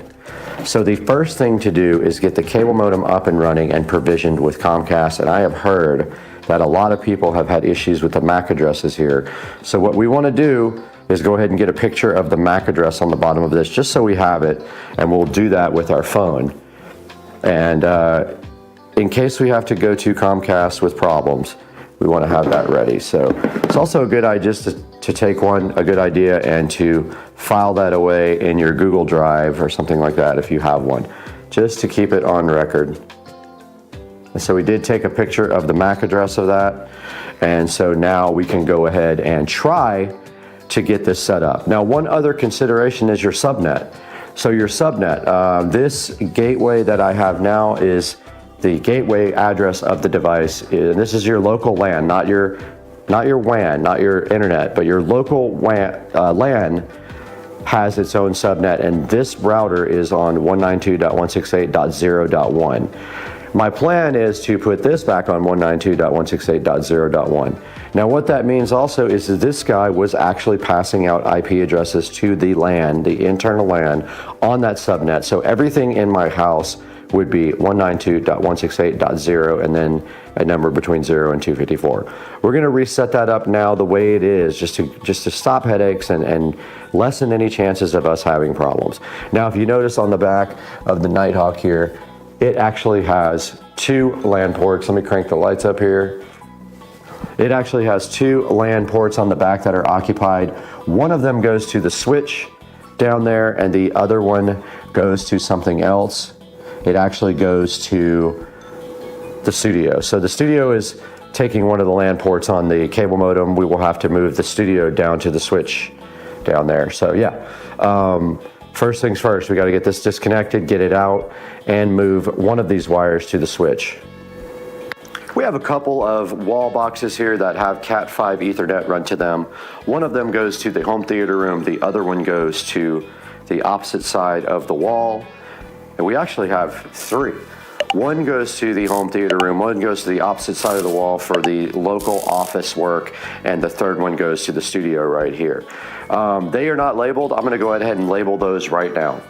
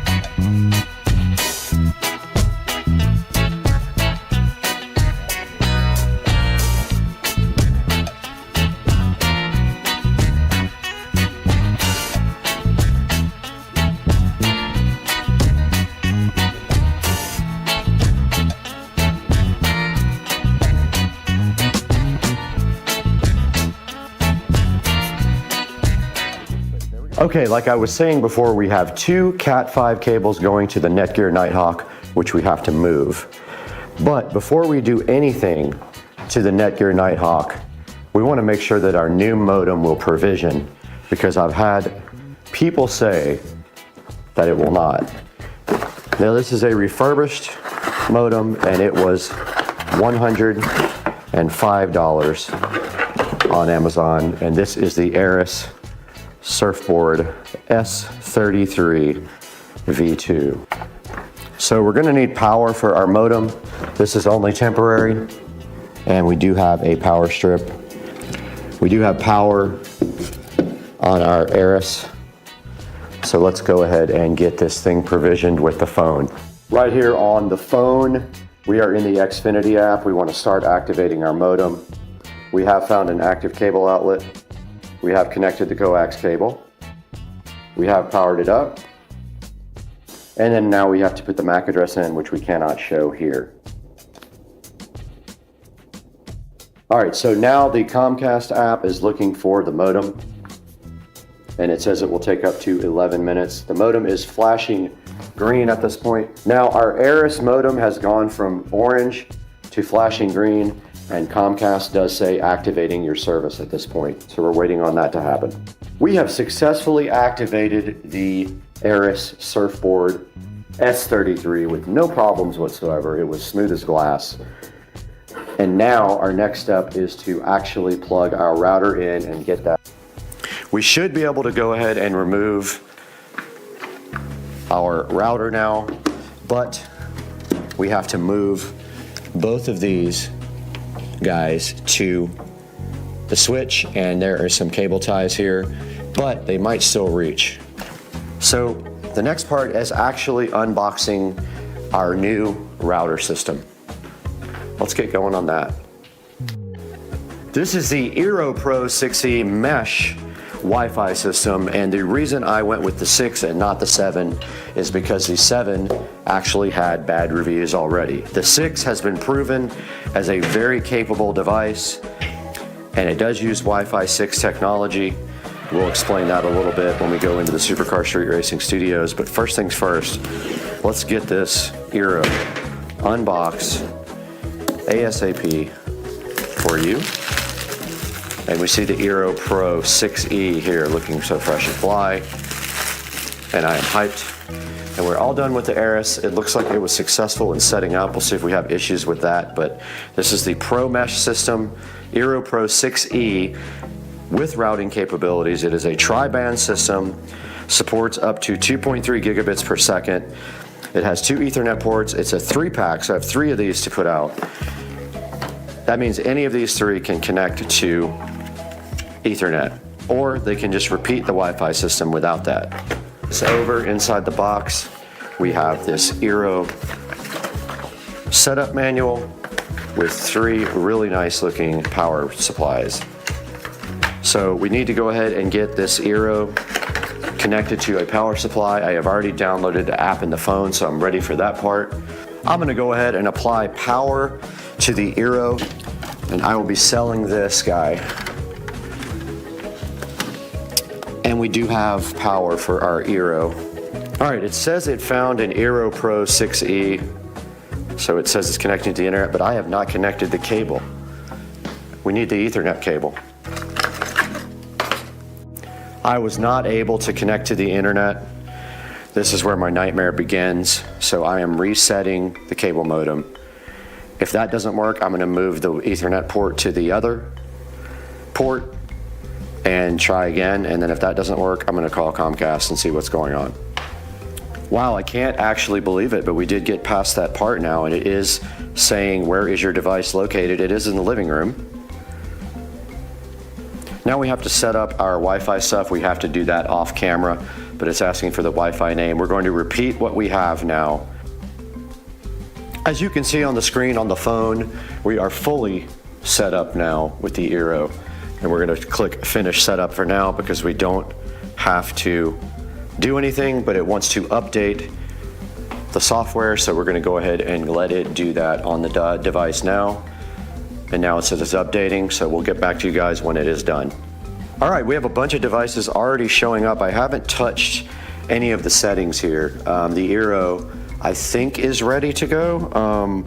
We do kind of want to play with the network, though. We want to change the gateway and the network settings so that it passes out different IP addresses. I think, I'm trying to remember if I have anything that we need to do specific IPs on. I don't think we have anything with static IPs. Now we have gone ahead and changed our default gateway address to match the old default gateway because we have some devices with static IPs, and it wanted to have the device on a different subnet. So we changed it and rebooted, and that's what we're doing now. It's restarting. Our Eero has come back online now. I'm connecting the switch to it. This provides wireless or wired connectivity to the everything wired in the house. So let's see what happens with that. We have connected wired. I'm gonna check a couple of the wired devices and see what happens. All right, I did check on my wired devices and they are good to go. This is a big bonus. Now our next device is going to go into the home theater room, and I made a tough decision about the many different networks that we have here. And we're gonna try to reprogram everything.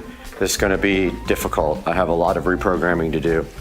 But we're going to try to move everything to one SSID name and call it that because we have like 8 different ones right now. We'll go ahead and plug that in. And this has a hardwired Ethernet connection to the world. We have updated successfully the Eero Pro 6E here in the theater room, and I have decided to bite the bullet and just name everything on one SSID Starbase 2.4E. I mean, we have to recode a bunch of devices, but we have too many SSIDs floating around here, and we will buy another one of these for the Supercar Street Racing Studios so that we have them everywhere. Out in the SCSR garage is where we have another access point. We will need a total of 4. So we simply just plug in the new device right there for now. So it is updating now, so we'll go ahead and let this finish. Out here in the Supercar Street Racing 4K production studio, and we have an upgrade for this guy as well. We have another Eero Pro 6E that we will be hardwiring to the network here.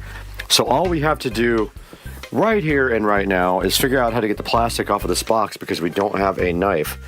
So do you think that our skills are good enough to do this? Let's go ahead and plug this guy in, but let's put the Ethernet port in first. You can plug it into either port in the back when you're using it like this as an access point. And then let's go ahead and fire it up and get the app out. Found it. It found an Eero Pro 6E. We got everything plugged in up here.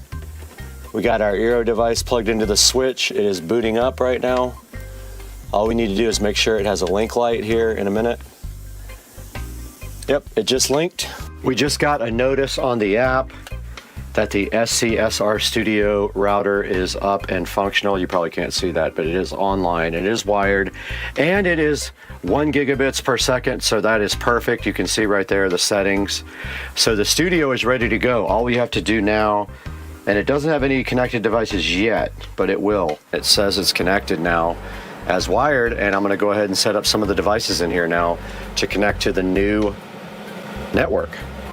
The next part of the equation of the Wi-Fi system has arrived, and this is the, I'm not even making this up, Cool fan wall mount holder for the Eero Pro 6. And supposedly this thing is so easy to hang up that it just literally plugs into the plug, and then the actual cable just wraps around the back like this. You see how it just winds around like that?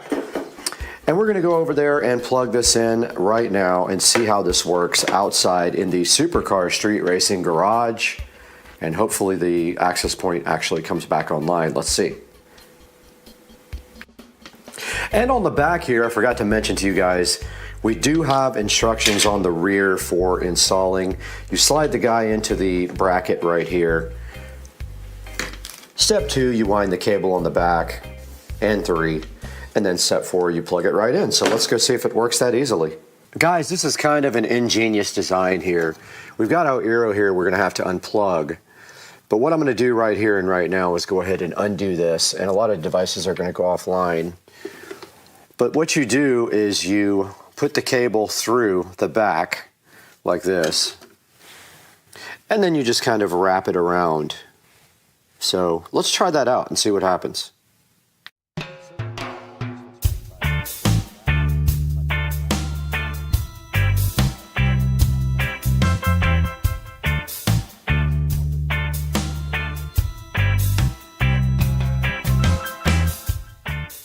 All right, we got the wire coiled around the back, and now we have our Eero mount there looking so fresh. And it looks great. It literally just sits there and holds the Eero up while that thing is rebooting. You can see the light right there. Now, I do have 3 of these, and I have a Eero in the theater room that can be hidden behind the couch or something like that. So I'm gonna go grab that right now and get that one done as well. All right, we got the Eero behind the couch here. Now, the only issue I see here is that it is preventing the couch from going up against the wall, so I may want to move that. It just puts a little bit of space back there, but on the other hand, it doesn't really matter. It doesn't make a big deal. All right, guys, right in front of me, we have the final piece of the Eero puzzle here with the Eero 6 Wi-Fi extender. And this guy is gonna go live in the bedroom. We have a perfect little spot right here for the Eero. So all we have to do is plug the Eero in right here behind the lamp. Eero can sit right on the other side of the lamp right there, and the cord will hide nicely. And we are just going to go ahead and let it boot all the way up and then add it right in the app. Okay, it's going ahead and adding the Eero 6 right now. This is the bedroom. Now let's see if it wants to update the firmware here, which it likely will. Finish setup.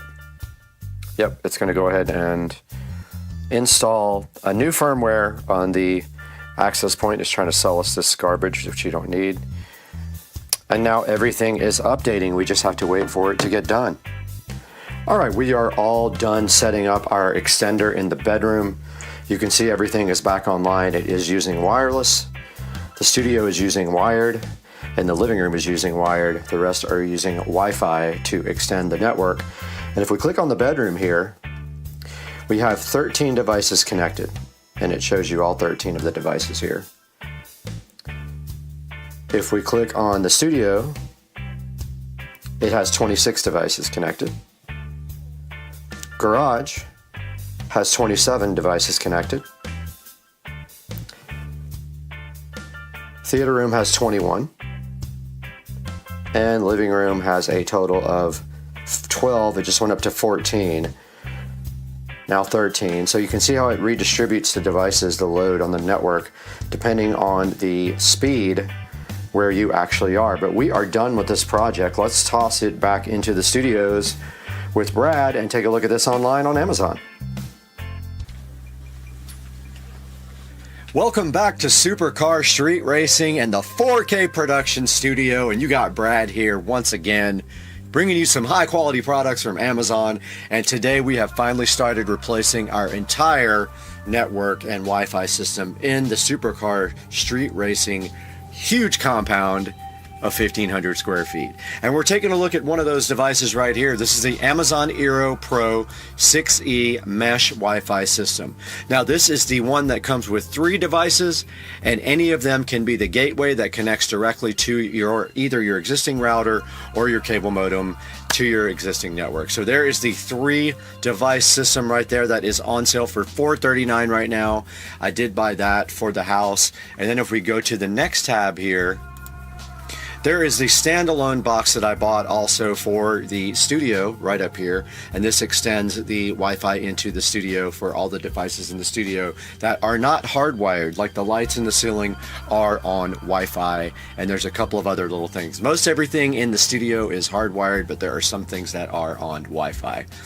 And then finally we have the extender. Now this isn't a tri-band, it's just a dual band, so it doesn't give you the 3rd band, but they don't make a 6E extender that I could locate. So those guys are all highly rated on Amazon. Check the links in the description when you're ready to purchase this. And I hope you guys enjoyed another video from Supercar Street Racing. I am out of here. I gotta go shopping.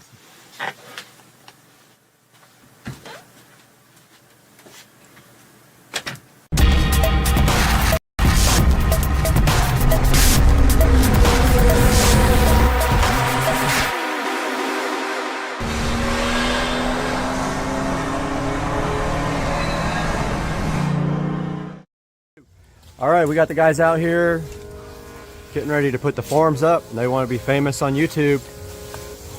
And what they're doing out here is leveling these 2 areas.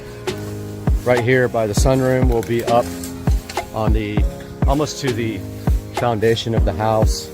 And then it's going to step down right here to another concrete.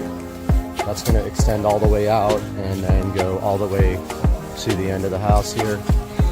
You can see here they're working on leveling this part out and clearing it out so that they can form it up. And they are spreading what's there in order to level out this area. So they're using the existing topsoil and mulch to make a base for the concrete. It's already looking crazy. And it's just amazing looking. And we'll get back to you guys with an update as soon as we have one. Little update from this side over here as well. Concrete will run all the way up to this area here where the pavers start, and then go all the way up to the front of the gate, and then there's going to be a pad at that gate in front of the gate as well. And it looks like they are going to form completely today, so we're stoked about that.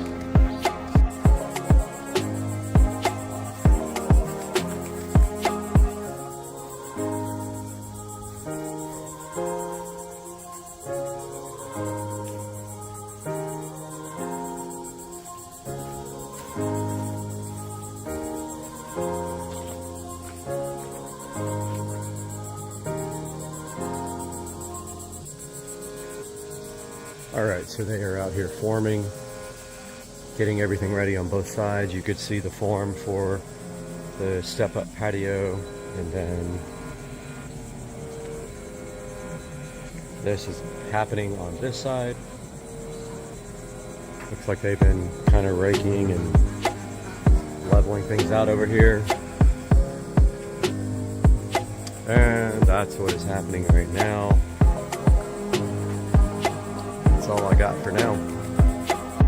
Hey guys, stepping outside into the very hot day and taking a look at what's going on outside. And we have the forms complete here. And I have to cut that wood and trim it so that it fits back into this location here. But basically, we are going to be pouring concrete in there. See how it's split level to match the foundation of the house. And I have to do something with this ugly area over here. I haven't decided yet. And concrete all the way back there. And then when they get to the well pump right there, they will go around it and leave a little section there where I can put rocks down. And I'll do lava rocks there, kind of like what I have right here.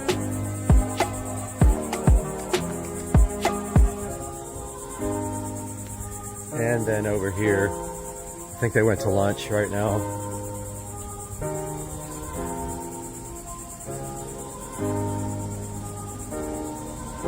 And over here, they are still in the process of trying to form this up.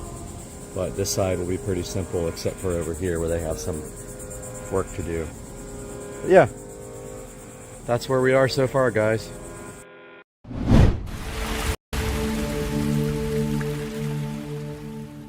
Great, my pool is cleaner than my entire house. What's up everybody? We are back at Supercar Street Racing again. We're walking around in the Supercar Street Racing awesome living room, and we have something cool on the table right here. It's something we've been waiting for a while. They promised me this for a little while and it finally happened. So let's talk about what's behind me today right after this open for Supercar Street Racing. Thank you for 1 million views and 250,000 subscribers.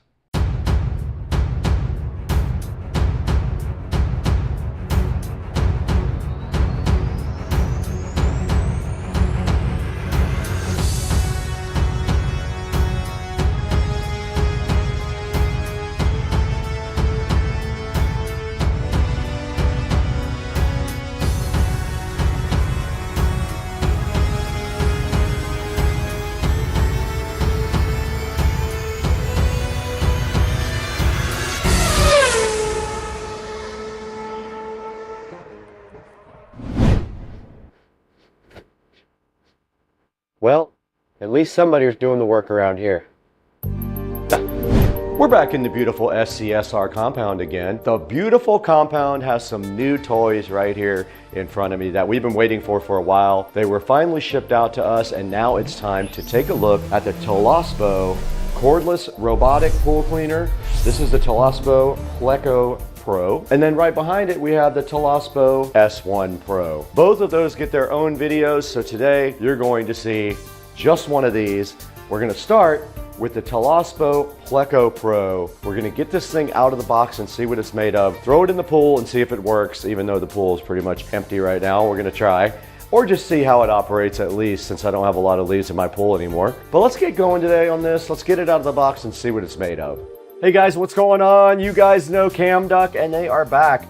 They sent me this X7 little tower thing. It is a multi-function outlet, but inside of this guy right up there, there is also a hidden camera. You know how CamDuck does it.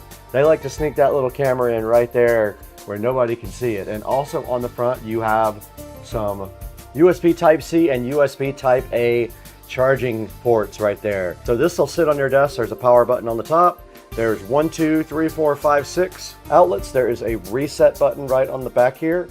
And there is also a SD card slot at the very bottom right here. That's where you put your SD card slot in that records. And we'll show you some footage from the CamDuck chilling in the kitchen. What's up everybody? CamDuck, here we go again.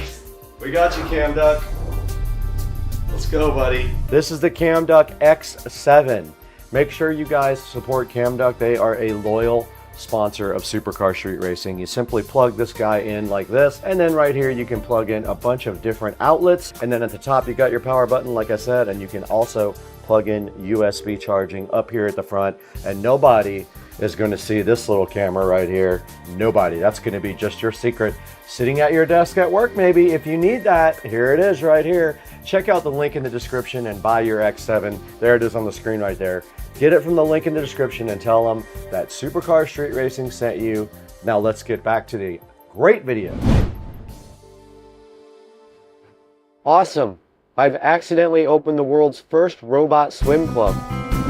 Right in front of me here, beside this awesome Black & Decker knife that we use to open everything, is the Toolless cordless robotic pool cleaner. This is the Toolless Pleco Pro, and right on the front of the box you can see that it is cordless. It does wall cleaning, it does 7 cleaning modes, and has app control. There is a picture of it right there on the box, and on the side just a little more information about the Toolless official website and email address, a little sticker about the lithium battery that's inside of it, and then on the back side of it pretty much the same thing, a picture of the pool cleaner and some of the specifications that come with it. And that is it for the outside of the box. There's nothing that exciting on it, but when you open the top of the Toolless, you do get something exciting. You get this hook, and this is for your pool pole. You can put it on the end so you can grab your Toolless right out of the water. If you have a standard pool pole, this is all you need, is this thing. And right here we do have an instruction manual. Let's put that aside too and see what's underneath that. All right, there's the actual unit there. There's the Pleco Pro right underneath this plastic condom, but on the side of it, it looks like there might be something there as well. Let's see what we have. All right, so on this side, it looks like we have a power adapter. So this must be the charger for it, I'm assuming. Let's also put that over here. We don't need that right this moment, nor do we need this where we're going. And the Toolless is wrapped so nicely in this plastic condom. Let's get that unwrapped, and then with 2 hands, we'll get this directly out of the box.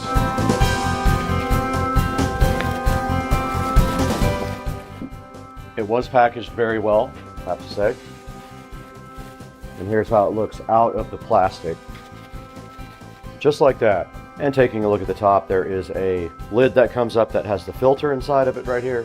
This is a washable filter. The controls are all right here. The tracks are right here on both sides. It does say enjoy leisure time on the side, and on the bottom you can see the vacuum unit. Now the charging port is right here under this little black door.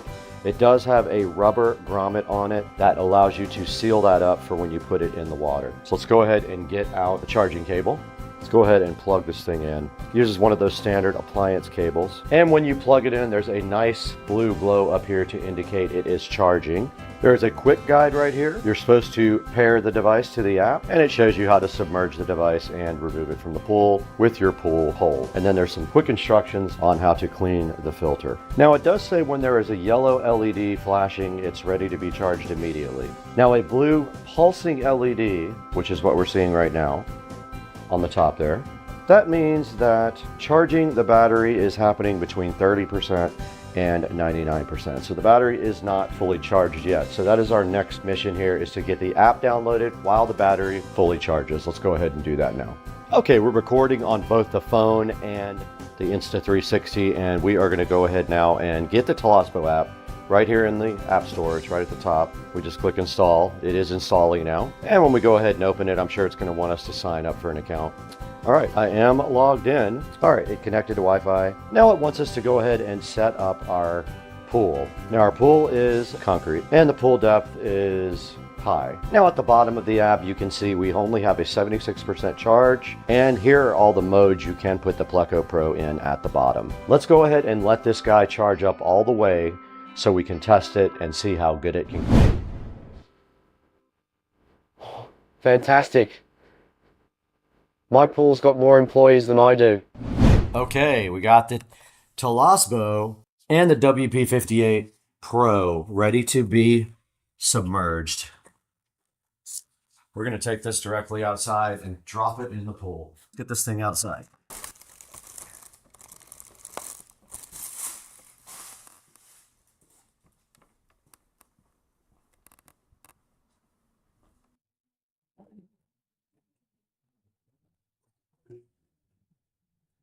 We're ready to test.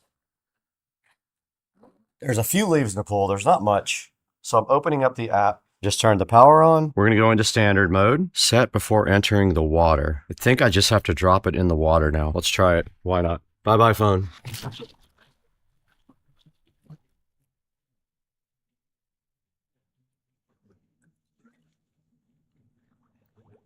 Oh.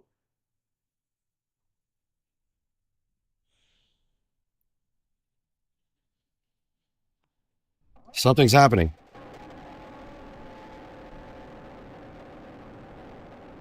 It's moving.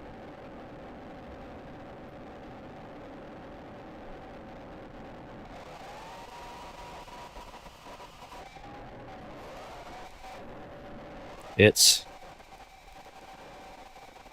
moving underwater towards the deep end, right to the leaves.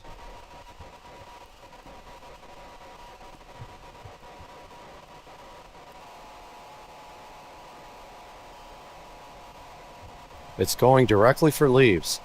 Look. It just ate one leaf. And now another one. It got one, it left the other one. The other one wasn't quite. And now it's coming up the walls.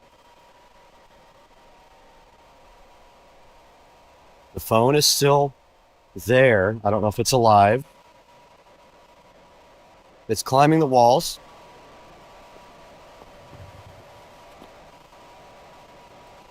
The phone is on. I see the screen. Phone is out of the water. It's still recording. And the telescope is doing its thing. Look, here comes the phone again. On.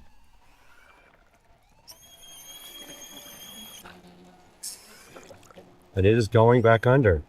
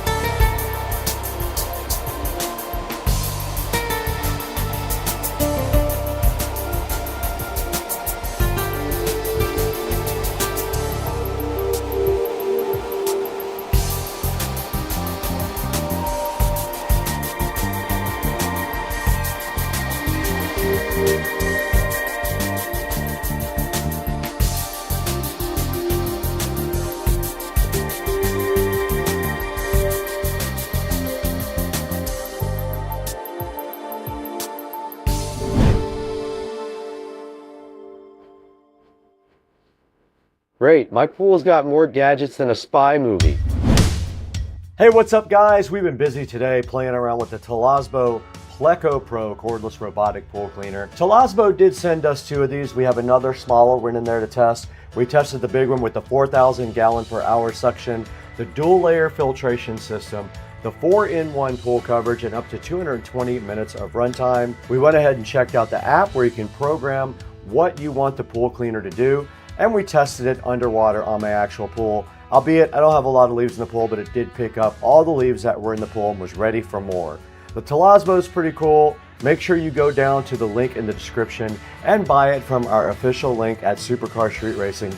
It comes in 3 different colors. Grab your favorite color and let them know Supercar Street Racing sent you. Thank you for 1 million views on one video. We just got that, and 250,000 subscribers. We couldn't have done it without you. You're all that matters to us now. You are our biggest help right now. We got to get out of here. We got to take a nap.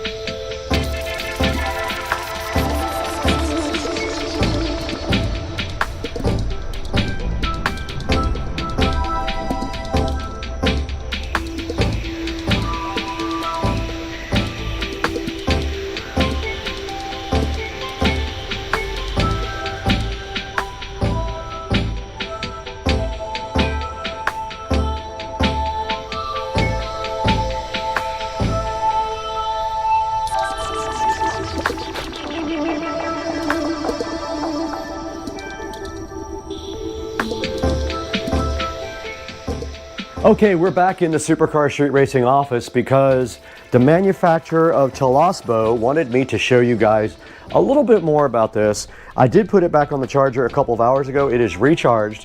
So today we're going to take it outside and show you guys the different cleaning modes of the Toolless pool cleaner here. Let's get this thing outside. Okay, we're back in the backyard now at Supercar Street Racing, and Toolless wanted me to show you some more stuff on their pool cleaner. Now, there's not a lot in the pool, but they want to show you how this thing operates by going through the different modes that this thing has to offer. So there are different modes available in the app, and those are right here in front of me. If we take a look at the app, we have standard mode, bottom mode, wall mode, waterline mode, eco mode, turbo mode, and wall then floor mode.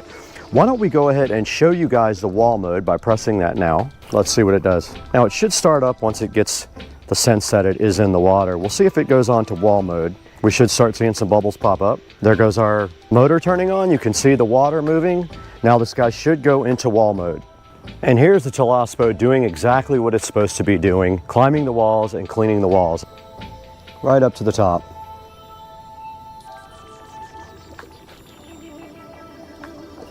Right out of the water. It got the very edge of the tile line. Scrubbing that tile line. Let's watch it go again. Scrubbing back on the way down. You can clearly see that. Still scrubbing the bottom of my pool.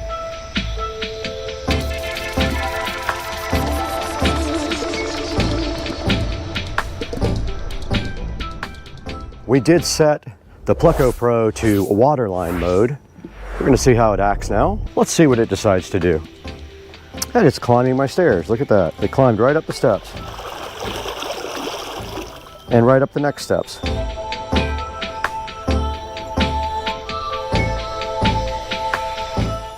Cleaning that glass tile.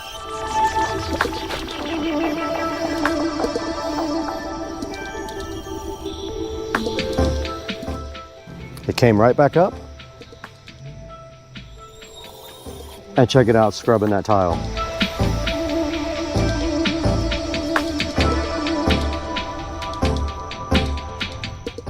And it went right back up and did it again. And that's waterline mode. It's doing exactly what it's supposed to. All right, we're gonna put this thing back into standard mode now and watch it go for a couple of minutes. I heard it beep again. It's ready to go. Let's drop it in.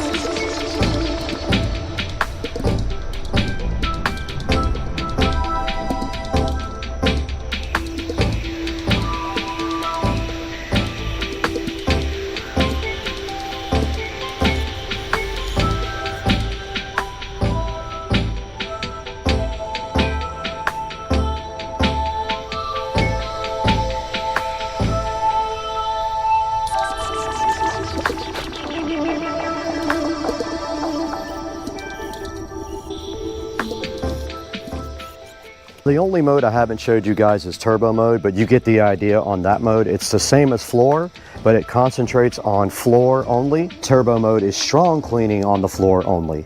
Guys, so that's it from the backyard at Supercar Street Racing in the Humble compound. Check out Toolless. They wanted me to reach out to you guys and let you see their cool robotic pool cleaner. If you have any questions, drop them down in the comments. We'll do our best to ask the manufacturer or answer them ourselves. That's going to do it for today though, guys. We'll catch you later.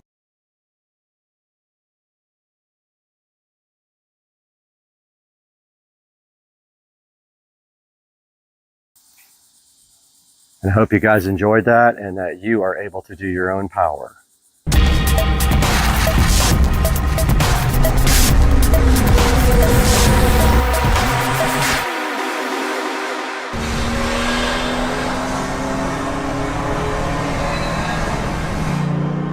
Hey guys, Supercar Street Racing here, and today we're going to show you how to add an electrical outlet to any exterior wall.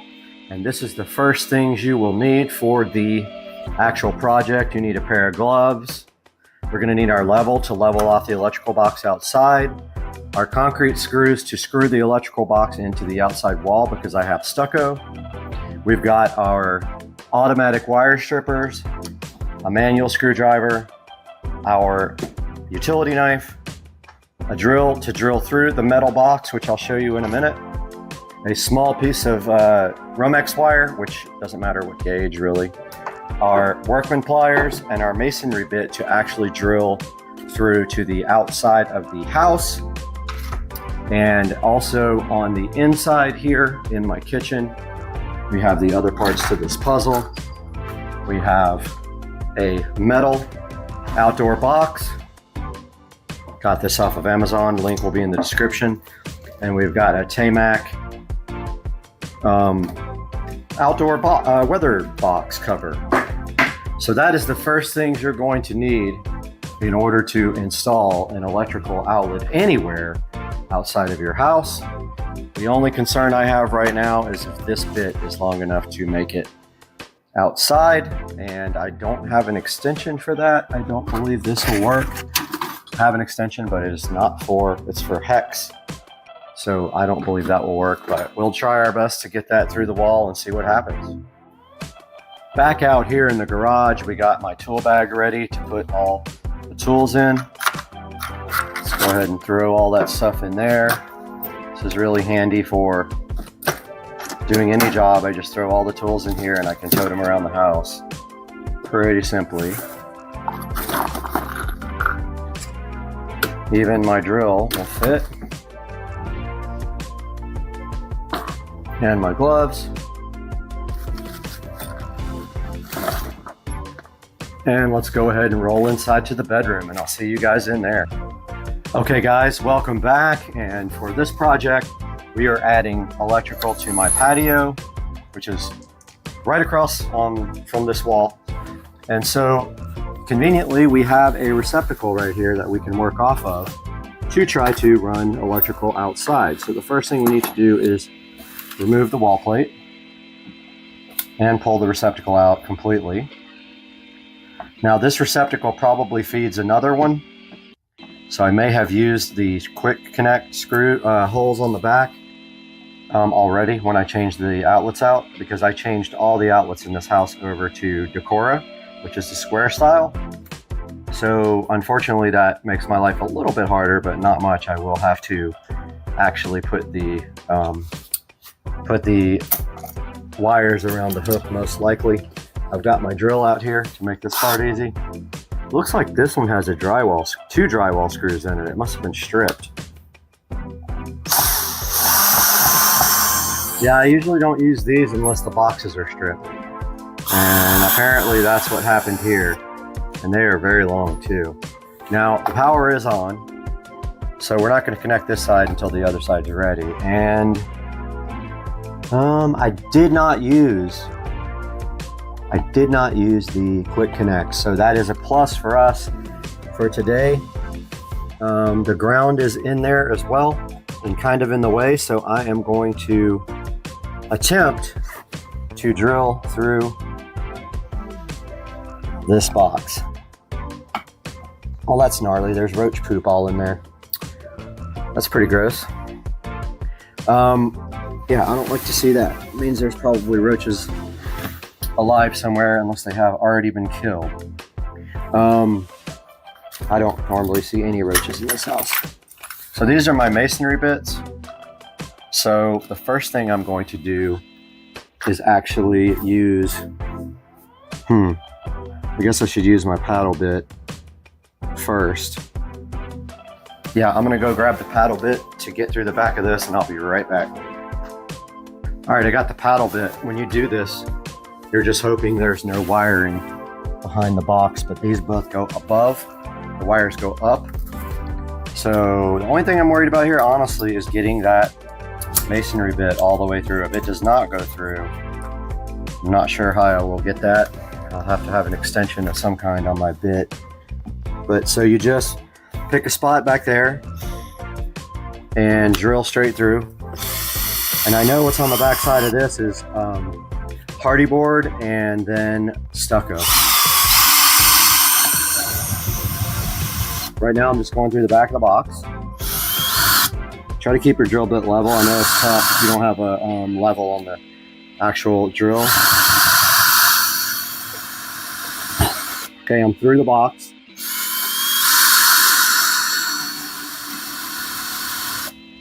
Not sure what I'm hitting now.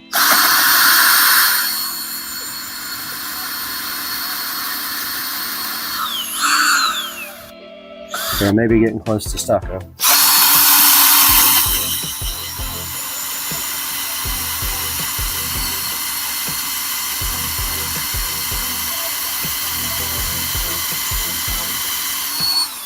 Still see wood coming out.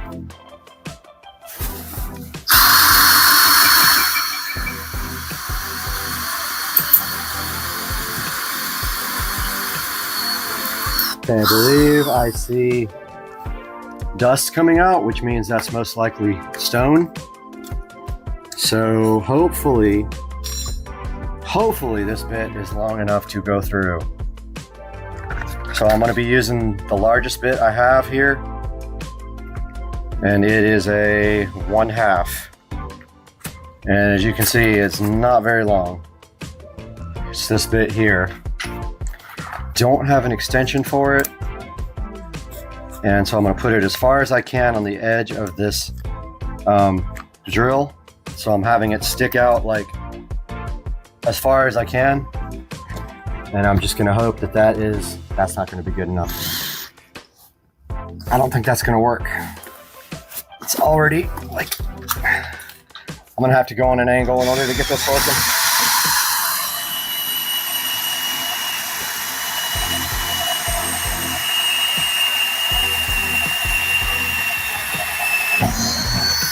All right, we're through. I see daylight.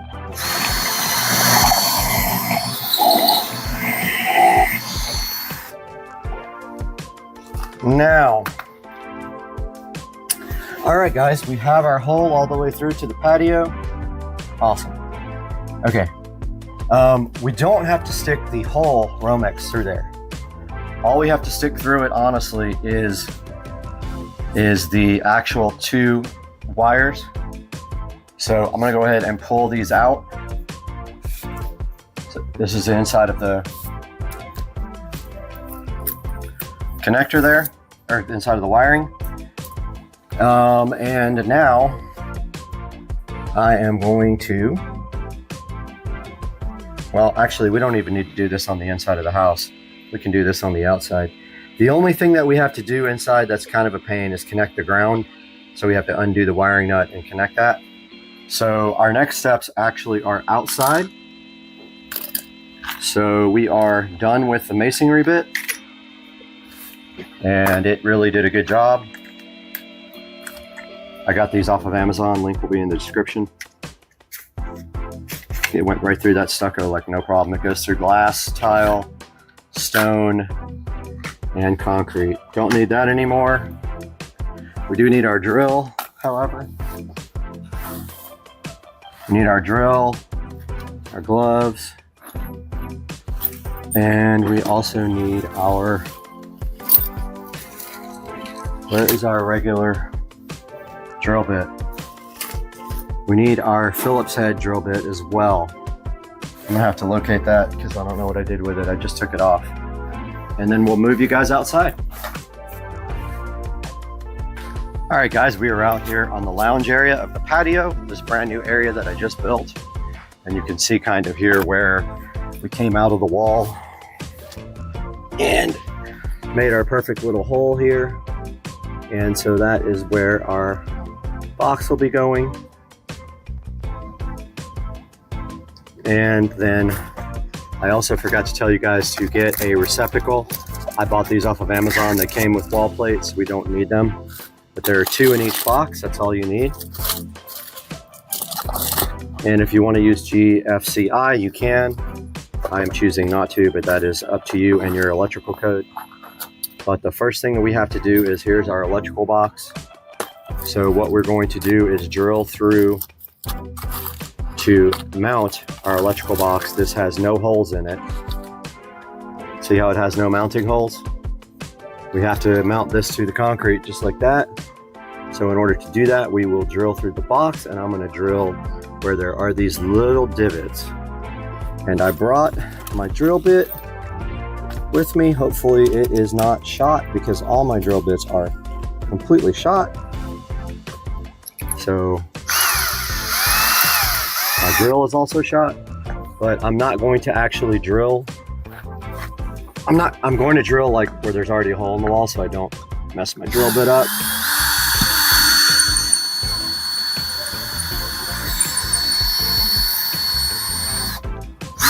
Yep, that drill bit sucks.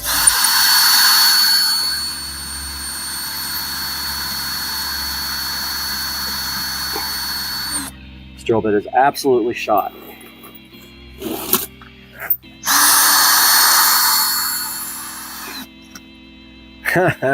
This drill bit will not do anything.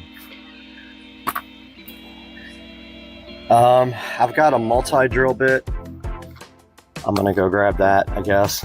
This one is not doing anything. That one will definitely cut through. So I will be right back, guys. Back, guys, I actually brought 2 drill bits. I found another small one. And I brought some washers just in case I have to drill a bigger hole. So I'm gonna try this small drill bit. I am gonna mount the box. I think I'm gonna mount it. Yeah, I'll just mount it up and down. That's fine. So I got the small drill bit now. Let's see if this thing will do anything.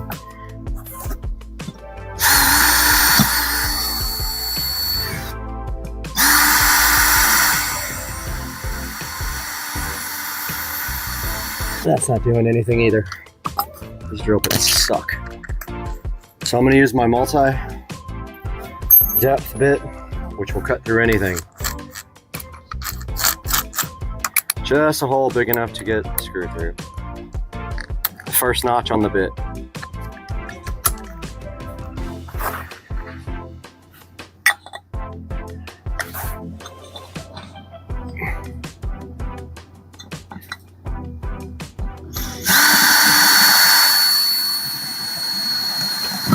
Oh yeah, that thing rocks. I don't believe we need 2 holes. One should cover it, should hold it, because we're also going to seal it up. But, I guess we can. Now, what we need to do is take our masonry screws, our wedgets. Comes with a drill bit. And you have to drill the hole long enough for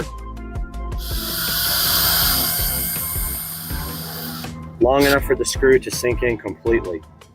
So what we're going to do is put our box up there, and it doesn't matter if it's level or not because you can move the box before you tighten it, but we'll go ahead and put our level on it just so you guys see the right way to do it. We're right over the hole that I drilled out from inside the house. We level our box, we take our drill, and then we drill our hole, and the box moved. So we got to make sure that it doesn't move. And the hole's really big, so yeah, this is actually moving all over the place. So I'm just going to concentrate on this. Oh, no wonder I got the drill in there backwards. What a dumbass. I had the drill bit in there backwards. Okay, so you want to drill at least as deep as the screw. Otherwise the screw will bottom out and won't tighten up. These screws come with a drill bit.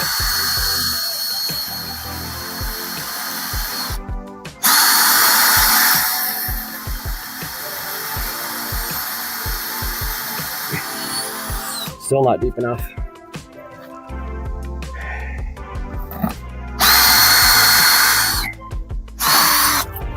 Gotta get some force on this bit.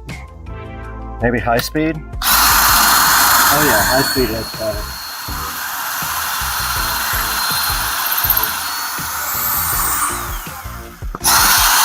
Okay, that's all the way through. Now we swap out our drill bit that came with the wedgets to the actual nut driver that came with the wedgets. I brought some washers, thinking that the hole might be big. And we can go ahead and get this thing tightened up.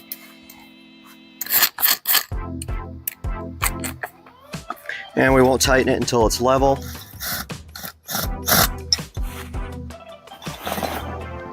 I haven't decided if I want the box up or down. Well, it's going to be sideways now because that's the way I drilled the hole.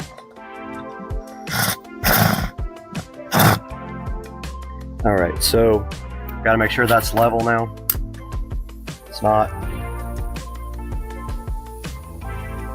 That's level.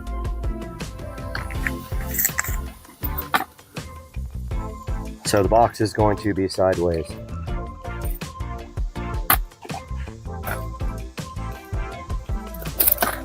And this cover can actually go either way. You just have to remove the cover and reposition it. Okay, I'm going to tighten it the rest of the way, but I don't have enough on my, enough extension on my, that'll do it.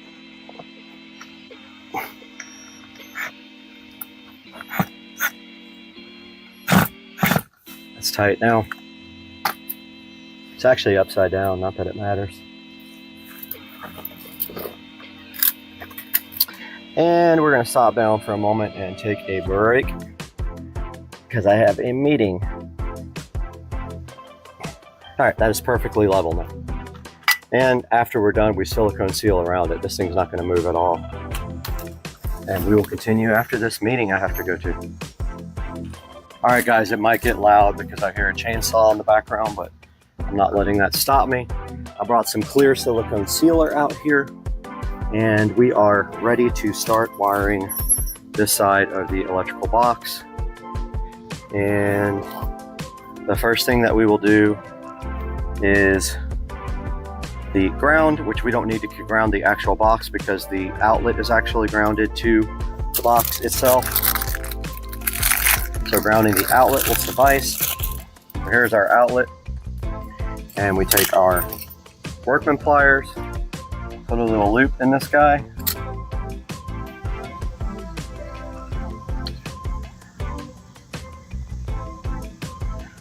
And do our ground screw. Make sure that your loop is, your loop direction is the direction that the screw is turning. Otherwise, it will unscrew from the actual screw. It will actually move itself out. Tighten that up really good. And now we can go ahead and wire the rest of these. So we got these wire strippers work terrible on solid copper, so I'm going to show you why, because they pull too much off. So make sure you have extra. See how much it pulled?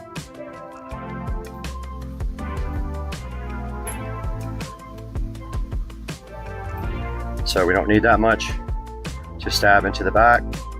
So we're going to take off some. Grab our outlet. Neutral is white. It always goes to the larger side, to the left of the socket. We're going to stab neutral behind here. And we're going to stab black in the other one.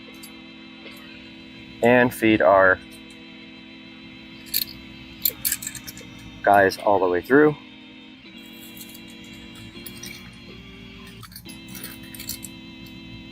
Pretty simple process on the outside.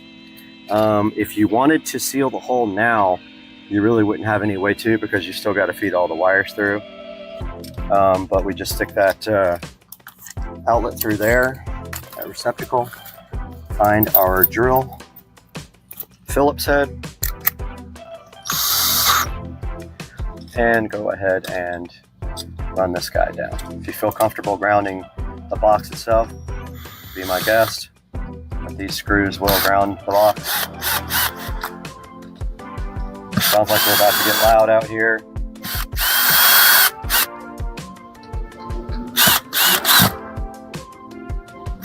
Sounds like there's a race car going.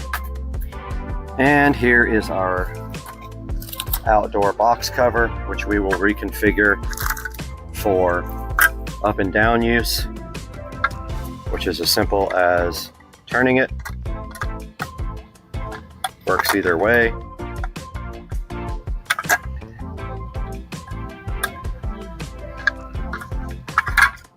You just take this off and move it to the other pins. I'm doing this totally backwards. All right. Let's try this again, folks.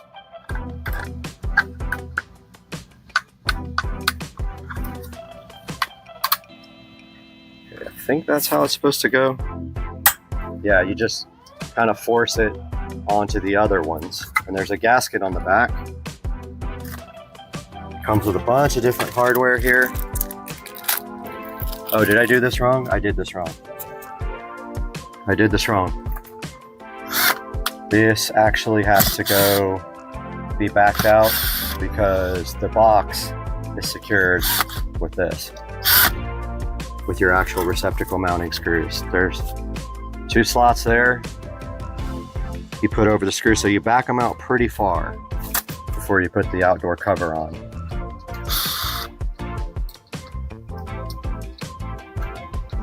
Don't over tighten these when you do it because it'll break the box. Okay, now that it's, you literally just slide it over. I know you guys are having trouble seeing it because you're up at a high angle, but that is how you mount the actual box. And then you just tighten the screws down and the little gasket around it seals.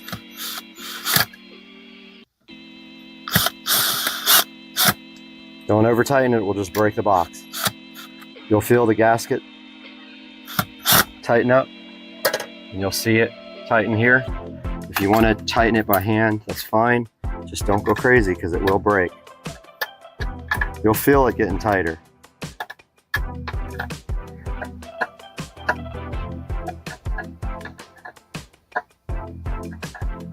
Okay, that's pretty tight already. That one tightened up just a little bit more.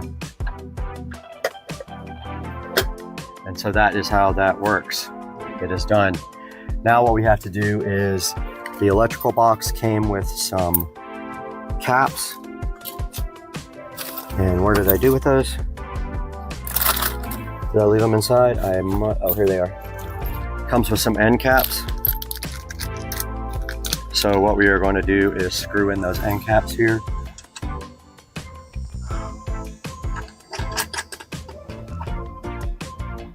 And if you want to put silicone around those, you can, or a thread sealer to keep the water out.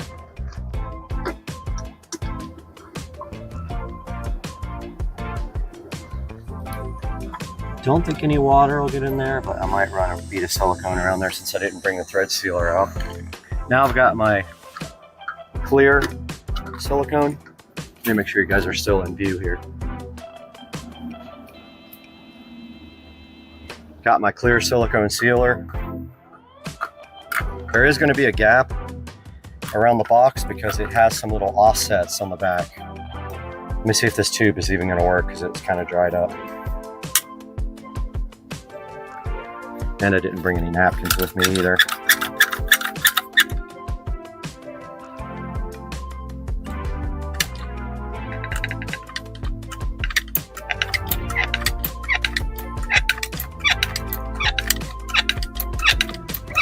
Okay, this is not working at all.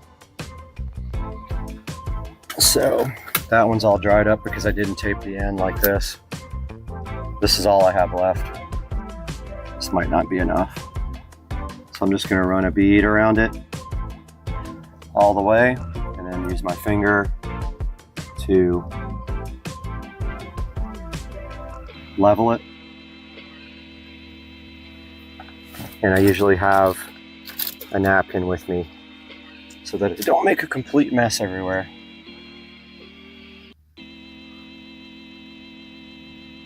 Make sure you do the bottom too, because water will run around the bottom.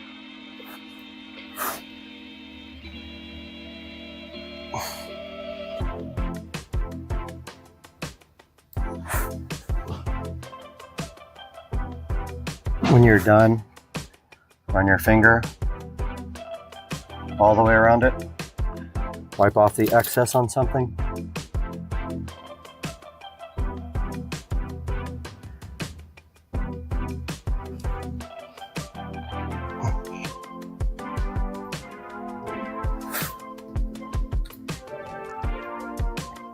And like I said, if you want to, since I have some excess,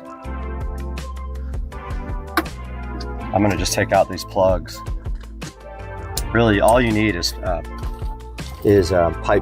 sealant, but I'm gonna rub some of this silicone I have extra from being on my fingers onto the threads.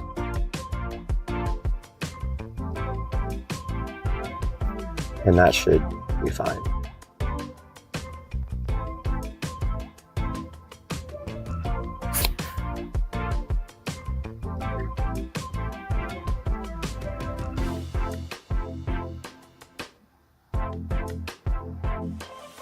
Of course, I'm getting it all over everything now.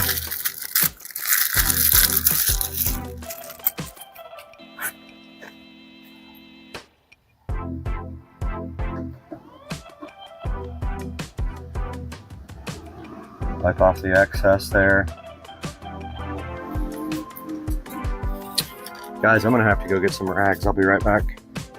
All right, guys, I got a paper towel with some water on it, which is the correct way to use silicone sealer when you put it on by hand. I'm gonna go ahead and put some on this plug as well, because I'm being lazy and I don't want to go get the thread sealer out of the garage. But this is never going to come off again, so it doesn't matter.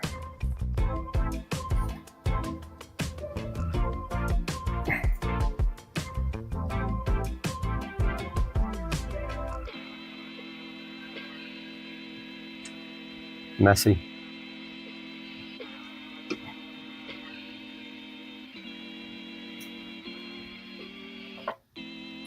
Tighten that up, get all the extra off.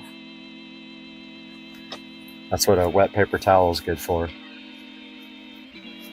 Remember, if you feel more comfortable using a GFCI because this could get wet, then that is totally fine, and you need to look up your local electrical codes before you do it and see if you're doing it the right way. But I'm just making sure that I have silicone sealer all the way around it, and I don't. I see a gap.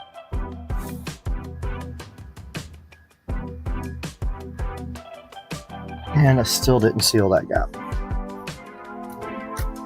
So I need to take my silicone under there and just put a tad bit more.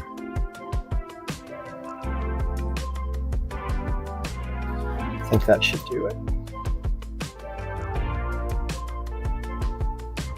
It still didn't get it.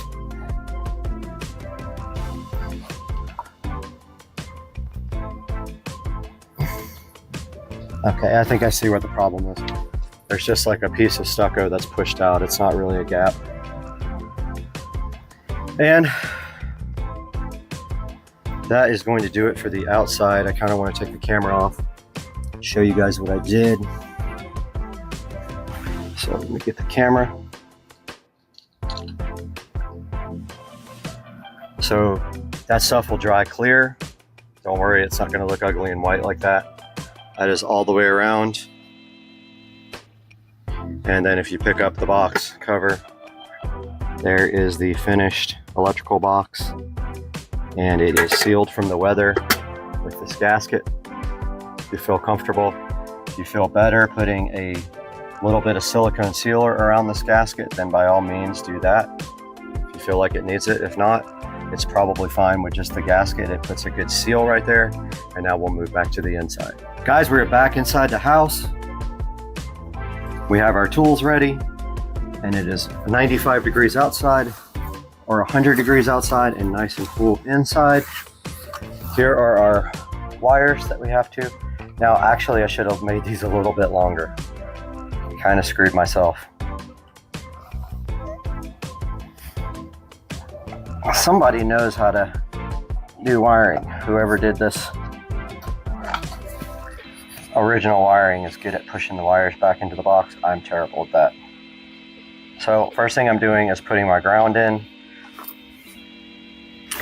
And let's see, take our workman's pliers and twist this ground around with these. So you put it with the existing ground twist it.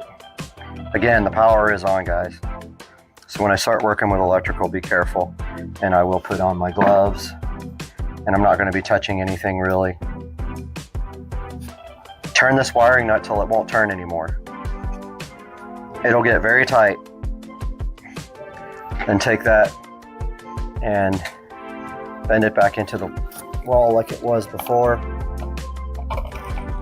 It made one bend, and then these make an S shape. That's how you get these other wires in. Now all we gotta do is strip off the end of this, and don't forget these wire strippers are going to take a lot off because they don't grip the wire correctly.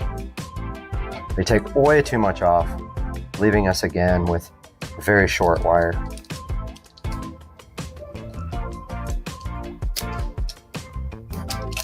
See how much they took off? A ton. Actually, that's kind of perfect. They both were perfect. I lied. Okay, so I'm gonna put my gloves on now because this is hot. But I've got electrical tape wrapped around the socket or the electrical outlet because I do that when I install these as an extra measure of protection. And all we have to do now is push these into the quick connects in the back. I'm gonna go ahead, when you're doing this, don't touch anything to ground. Yeah, these are way short.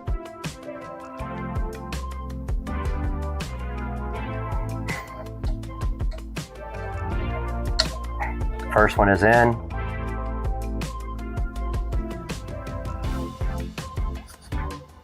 Second one is in. Now we just bend them the same way.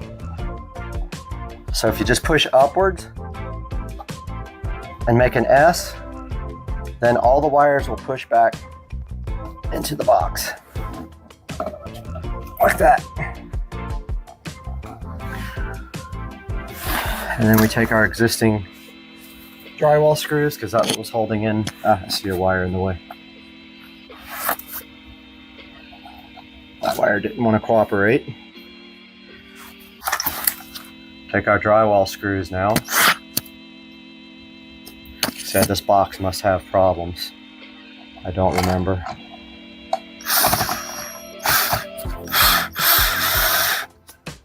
Don't go too much. See what I did? I almost broke the drywall off. These weren't tightened all the way either. Probably because the receptacle was too far into the wall. Oh man, come on.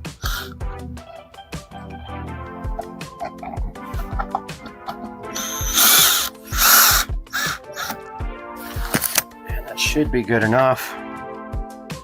Now at this point, we should have power on both sides. Let's go ahead and put our wall plate back on.